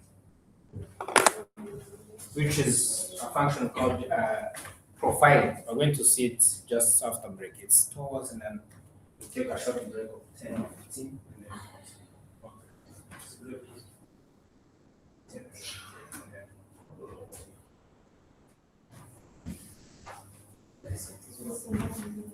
And then I'm going to the monitor. It's working. What's this message? I can read it.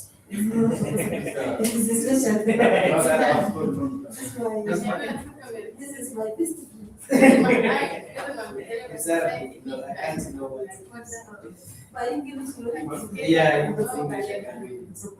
Yeah, this you can do another comment. It's okay. Do like this. Backwards. Backwards. This idea can say use the يمكن حاجة ما دايرها واصل ما تشتغل ولا بالتالي حاجة trade type. Trade type of just need to make sure the question is good. That's what you have done. You see? So now after that, do like this. Now it's equal. You do this and run it. You run this code. You see? Very simple. As long as your question is well written, the rest is stories.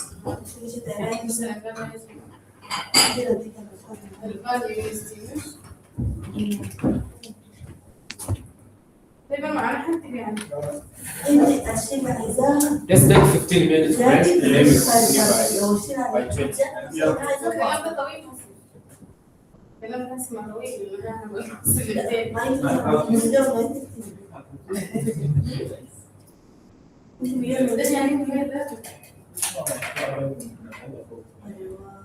هو اللي بيختلف لا في مرتب ولا في مرتب لا ما انت ما تشتغلي يا بس واصلة انت اسمعي عندك مش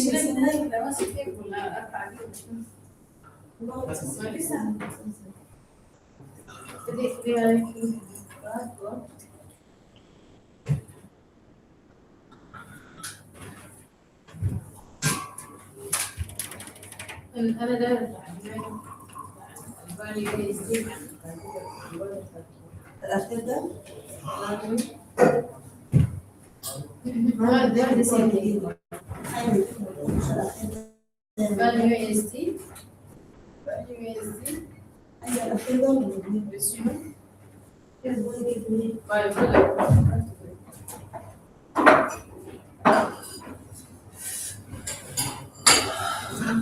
عملت شو ده؟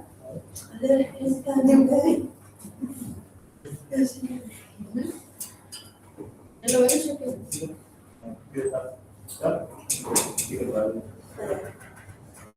لو كلامنا بس كده نعمل سكيور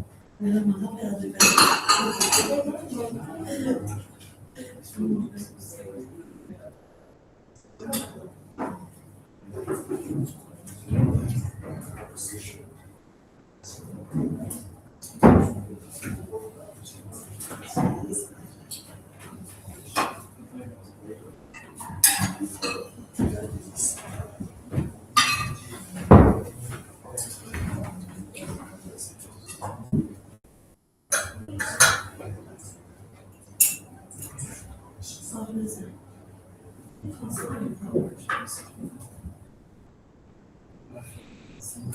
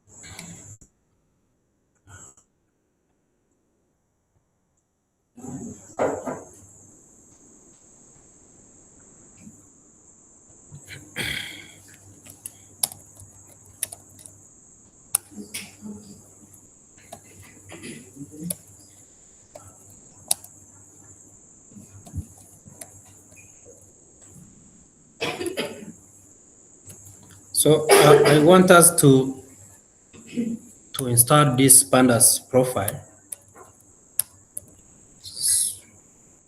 Why there a profile? I want us to install this library, and we're going to see what that pandas why data profiling. This is the pandas library that is used to have the profile of your data, and it can save for you the HTML results for you to see the structure of your data frame. We're going to see what it does. That's the magic. We're going to start this library, which is why data profiling. Pipe install y data minus profile without space. Remove pandas, yes. Y data minus profile.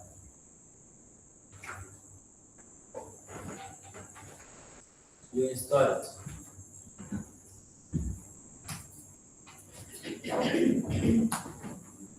Takes some time, but once it finishes, we are going to see what it does.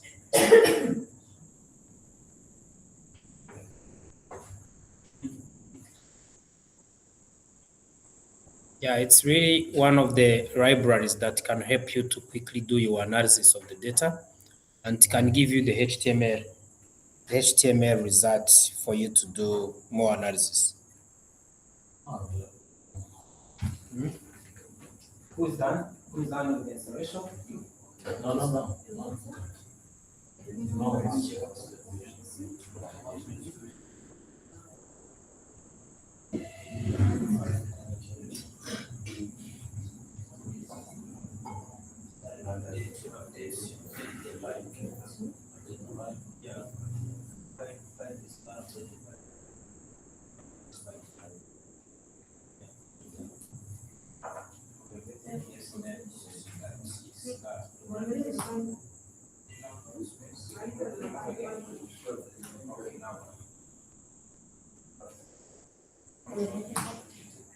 So you need to update the file. That's when you will be able to use it. Now you run it. Who's done with the installation?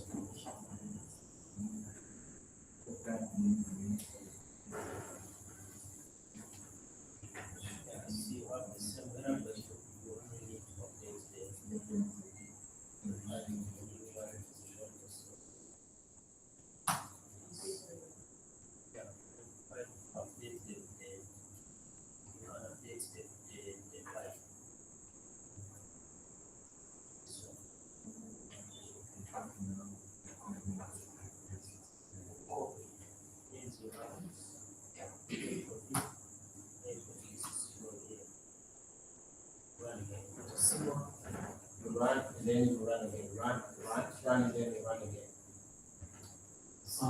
Let me go to where they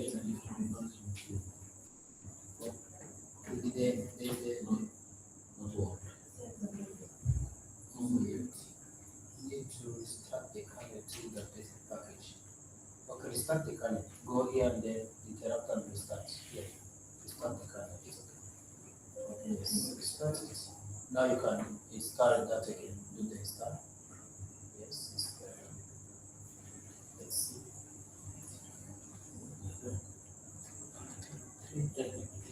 Yeah. Why you wouldn't really be struggling for something you can use an AI to help you? It will tell you what to do.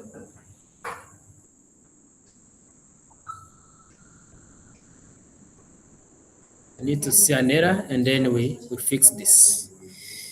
But mine's taking 4 minutes. That's a long time. That's really long time.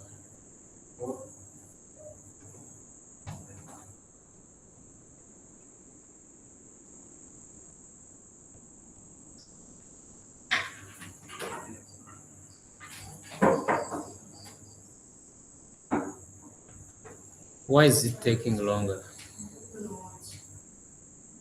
Shouldn't be the case. Did it work? Ask the ChatGPT. The version? Okay, so now you can try to install another version. For those who are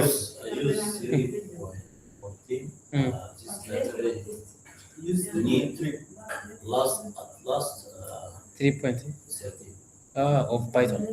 Yeah. So did you fix it? No. Fix it. Downgrade. No, look for another version. Look for another version of this because this also has versions.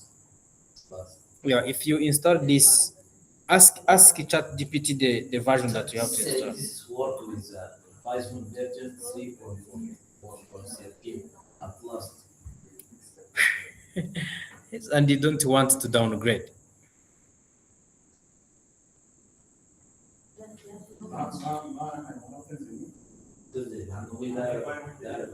So, but I can still show you what it does.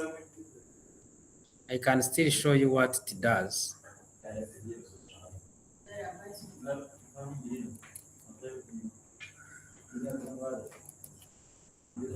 me show you what it does.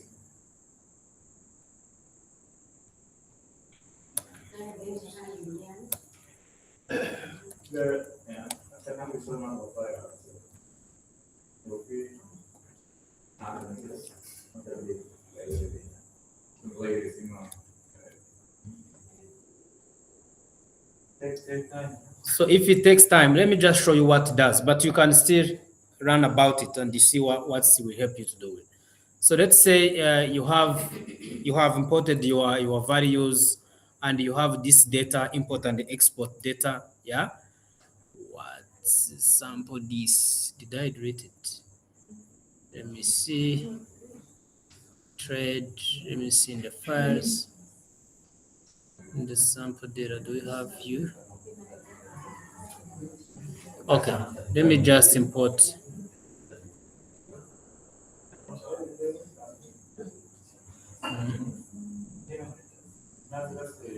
Delete it. Let me show you what it does. Let me wait.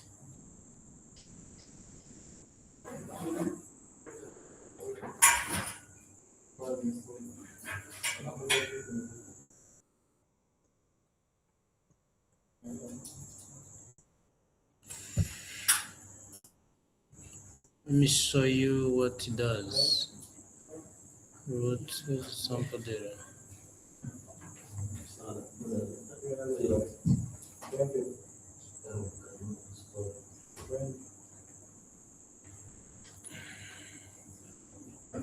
Where's the home? Anyways, let me see, where is it? Where is it from downloads?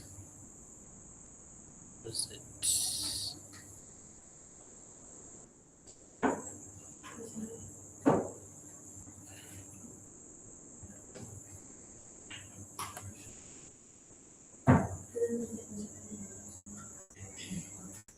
Hmm.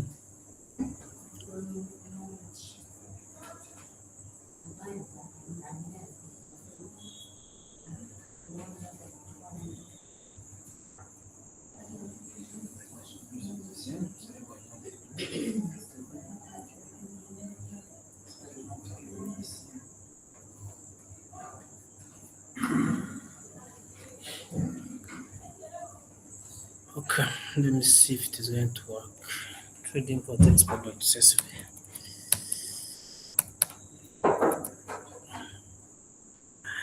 No such file.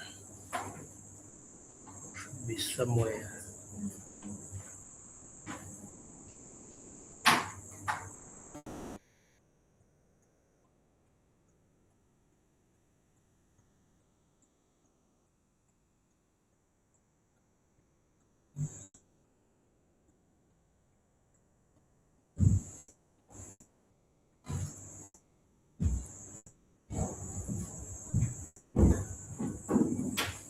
Let me collapse everything.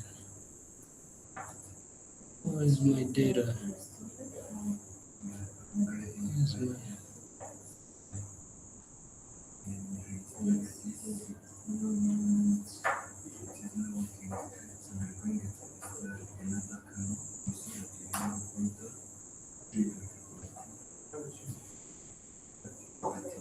Okay, let me upload it again and see.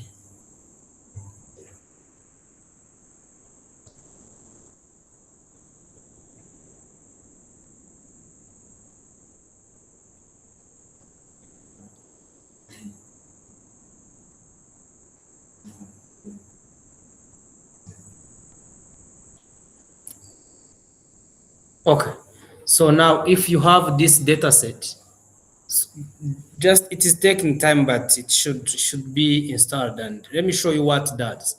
So if you are able to read the file or a table, you can come and be able to load this file. If you do this way, you can run this code and it will be able to give you the details of your data. Let me show you this and do the profile, import it. Again, it needs me to install. I don't need to install pipe apt. So it needs me to install. This is on Google Colab. You know Google Colab? You know it? So I'm trying to run it there and show you what this function does. It can generate a report for you that has everything that you would need to do manually. I'm just running this line. This should be completed. Okay. Now this report. If I run this report, I take this data set and give it a name. So it will be able to generate the HTML file. The HTML file with all the details and summary statistics of your data. So it will give you this overview. Let me do this and run it as attachment. You can also run and then it comes as attachment. Let me do it on this section, and it gives also the sample. So that's when you can also save it as attachment. So it is completed. Now where's my attachment? Under the summary, this is the attachment. So it is able to generate the HTML file. Let me download it. You see this file it has generated. If I open it here, this is the summary of your data. This is the summary of your data. So you can see the number of variable you have. The variable is the same as the number of the columns, the rows or record, missing values, the missing cells, the duplicate values, the duplicate rows, total size in memory. So it can give you the variables that you have. Every value, it can tell you the correlation that you have between the two numerical values. The missing values, it can tell you which column that has a lot of missing values. We have seen this under info function. It can also show you the sample and the duplicate record. Is it not connected? So this is the duplicate record. It can tell you that within our data set, those records are duplicates. Yeah. So it can also give you this in terms of table or in terms of heat map. The correlation. No, it's not working. But this tool that's called Pandas Profiling. It can simply give you the profile of your data. See, this is statistics. It can tell you the number of missing values you have. You see? High correlated values can tell you the figures that are correlated. Import and export, the distribution between import and export. Now it can also tell you the distribution between the products, the product categories. So you have to try it. I know it is possible. You can get some errors and they will show you maybe another way you can store it until it comes. There might be a way of how to fix it. Yeah, sometimes the libraries come with charges. Do you have MySQL in your machine? MySQL Workbench. You know MySQL? Yes. You have MySQL. Okay. Which integrated development environment do you use? MySQL Workbench. You have Workbench. Yeah. You have Workbench. Who else has Workbench? Who doesn't have Workbench? How about PTE?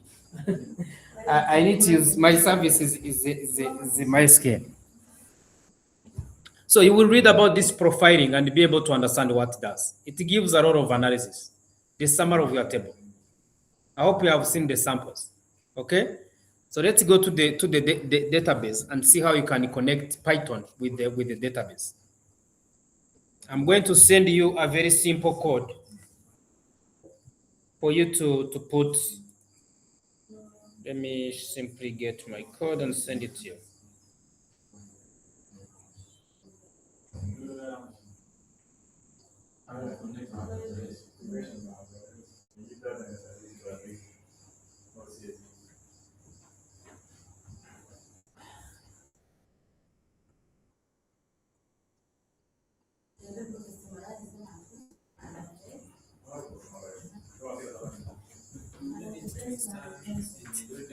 What? No, they got the memory Python. It can still work.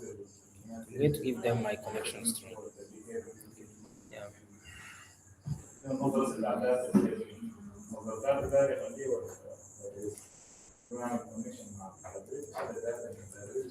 Go to Air for Share. Go to Air for Share. Air for Share. Go to the browser and you go to Air for Share.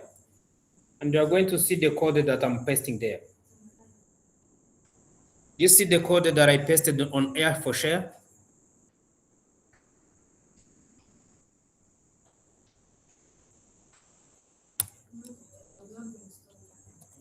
It's okay. Go to Air for Share. Let's see the way you can link your Python with the database, with live database. If you go to Air for Share, you will be able to see this code. Okay? If you go to Air for Share, you will see this code. You copy the code. You copy the code, and then you come into your VS Code. You come into your. Let me interrupt this.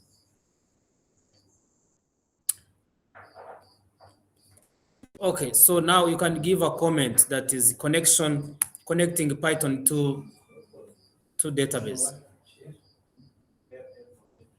Air for Share, you will see the codes there. No code? Which internet are you using?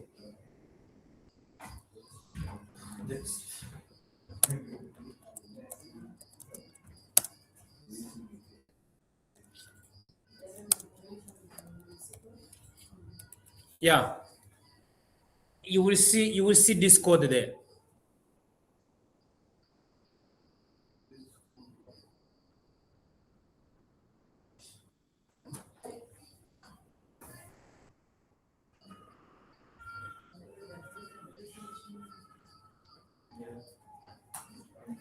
So you might need to install this PyMySQL. So before that, you need to install this PyMySQL. Hopefully it's going to work. Pipe install PyMySQL.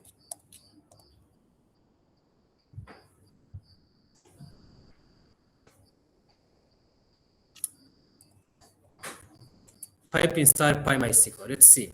Hopefully. Pipe install PyMySQL. Yeah, seems like it is already installed.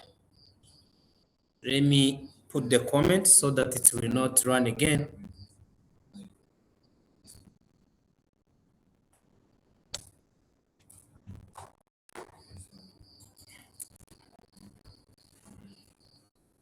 Yeah, this is just a connection. Very good. Now it works. So what this does is it is helping you to link your Python with the MySQL database that I have online. Okay. So you have this code. You have to install Python.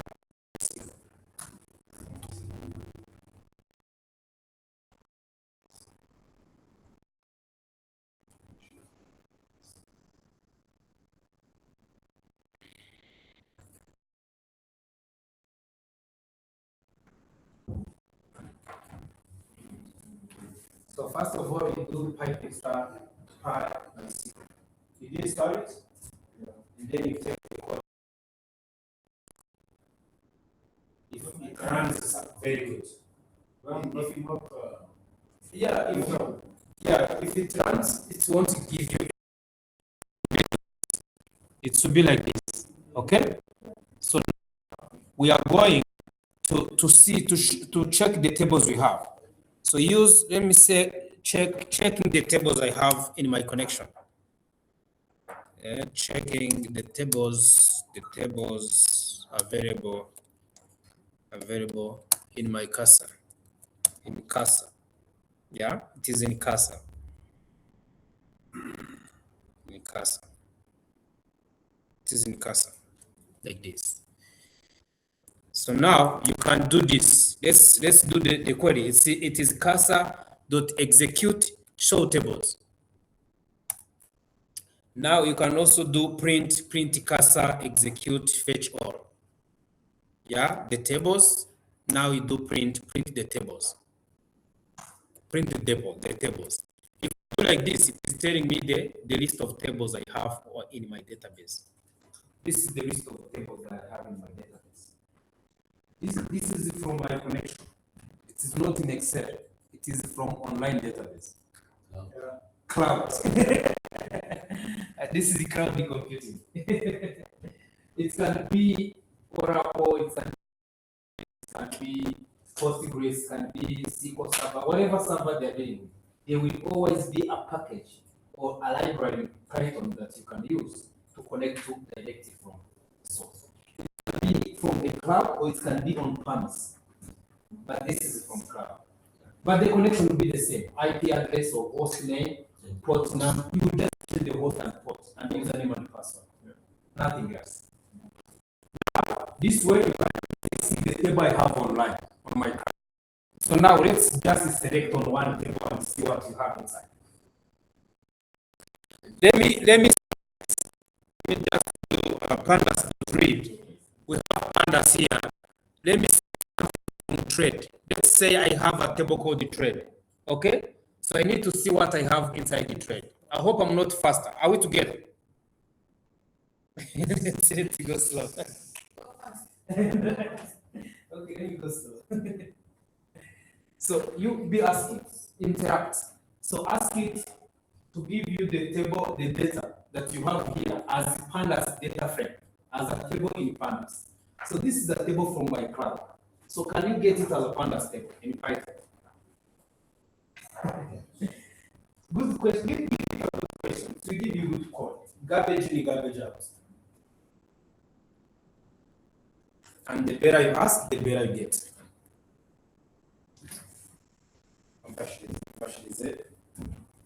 So make sure that this trade table you have online, ask a good question so that the pandas, you can get a pandas table of that table from online.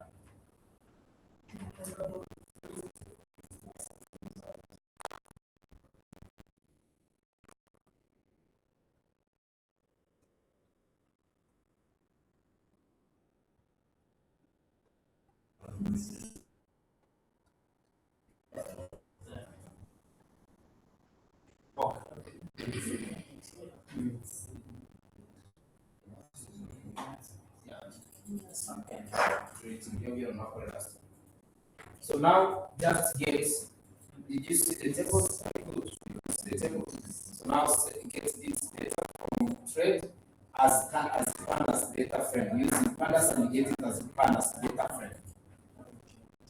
Just ask a good question. You should be able to see the output. Did it work?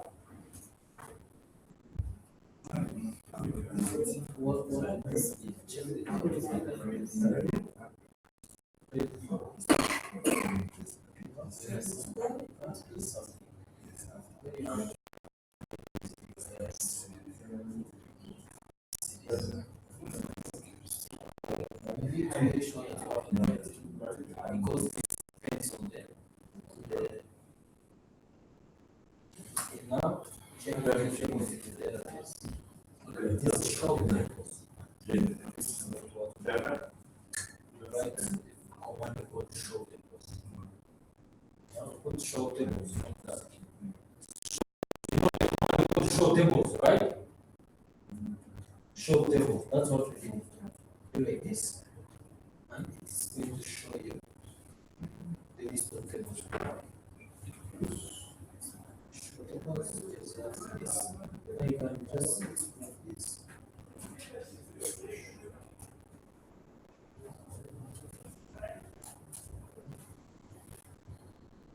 Thanks, please. That's what you've done. Okay.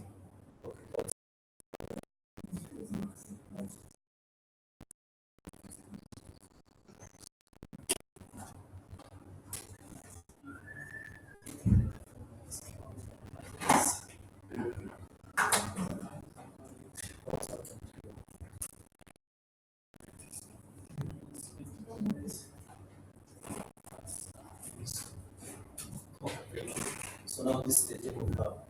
Now the next question is, help to get the data from trade, the table called trade from online as pandas data frame. Display this as a pandas table. Did you get it now? Okay. Do it. So do we understand the following question? So now we are online. We are able to choose whatever we have on the graph. This is the list of tables we have. So now how can we show or take this table and display it here? Remember it is online. You could be using SQL and say select all from table name. But now we're going to do it here in the pandas, in the Python. Let's write a comment. Let's write a comment here. Did it work? You're so fast. So we are trying now to have this as pandas. Yeah. So of course we need to put a good comment. Get the table. I saw it as panda data frame. And not this, but I need the trade, the table called the trade. Trade. Yeah. Trade. And store it as pandas data frame. That's the one I need. I can do like this. Yeah. Now cursor execute this. Now or now it's going to give me the codes. I can even choose to use, let me choose to use pandas. Yeah, let me choose to use pandas, using pandas. Using pandas. Using pandas. Read the query. Yeah. This function will still work. This function will still work. Now this data is going to be the head. I can say trade data dot head. Perfect. So this is the table I have. From where? Where is this table? You're doing like this, the cloud. This is the table from cloud. So you can do whatever you want. You can add another column, you can clean, you can drop duplicates, like you have done. You can do filtering and what? And once you done is what? You send it back in the cloud as a new version. That's what you're going to do. Go from cloud. Why do you like clouds? Like cloud computing.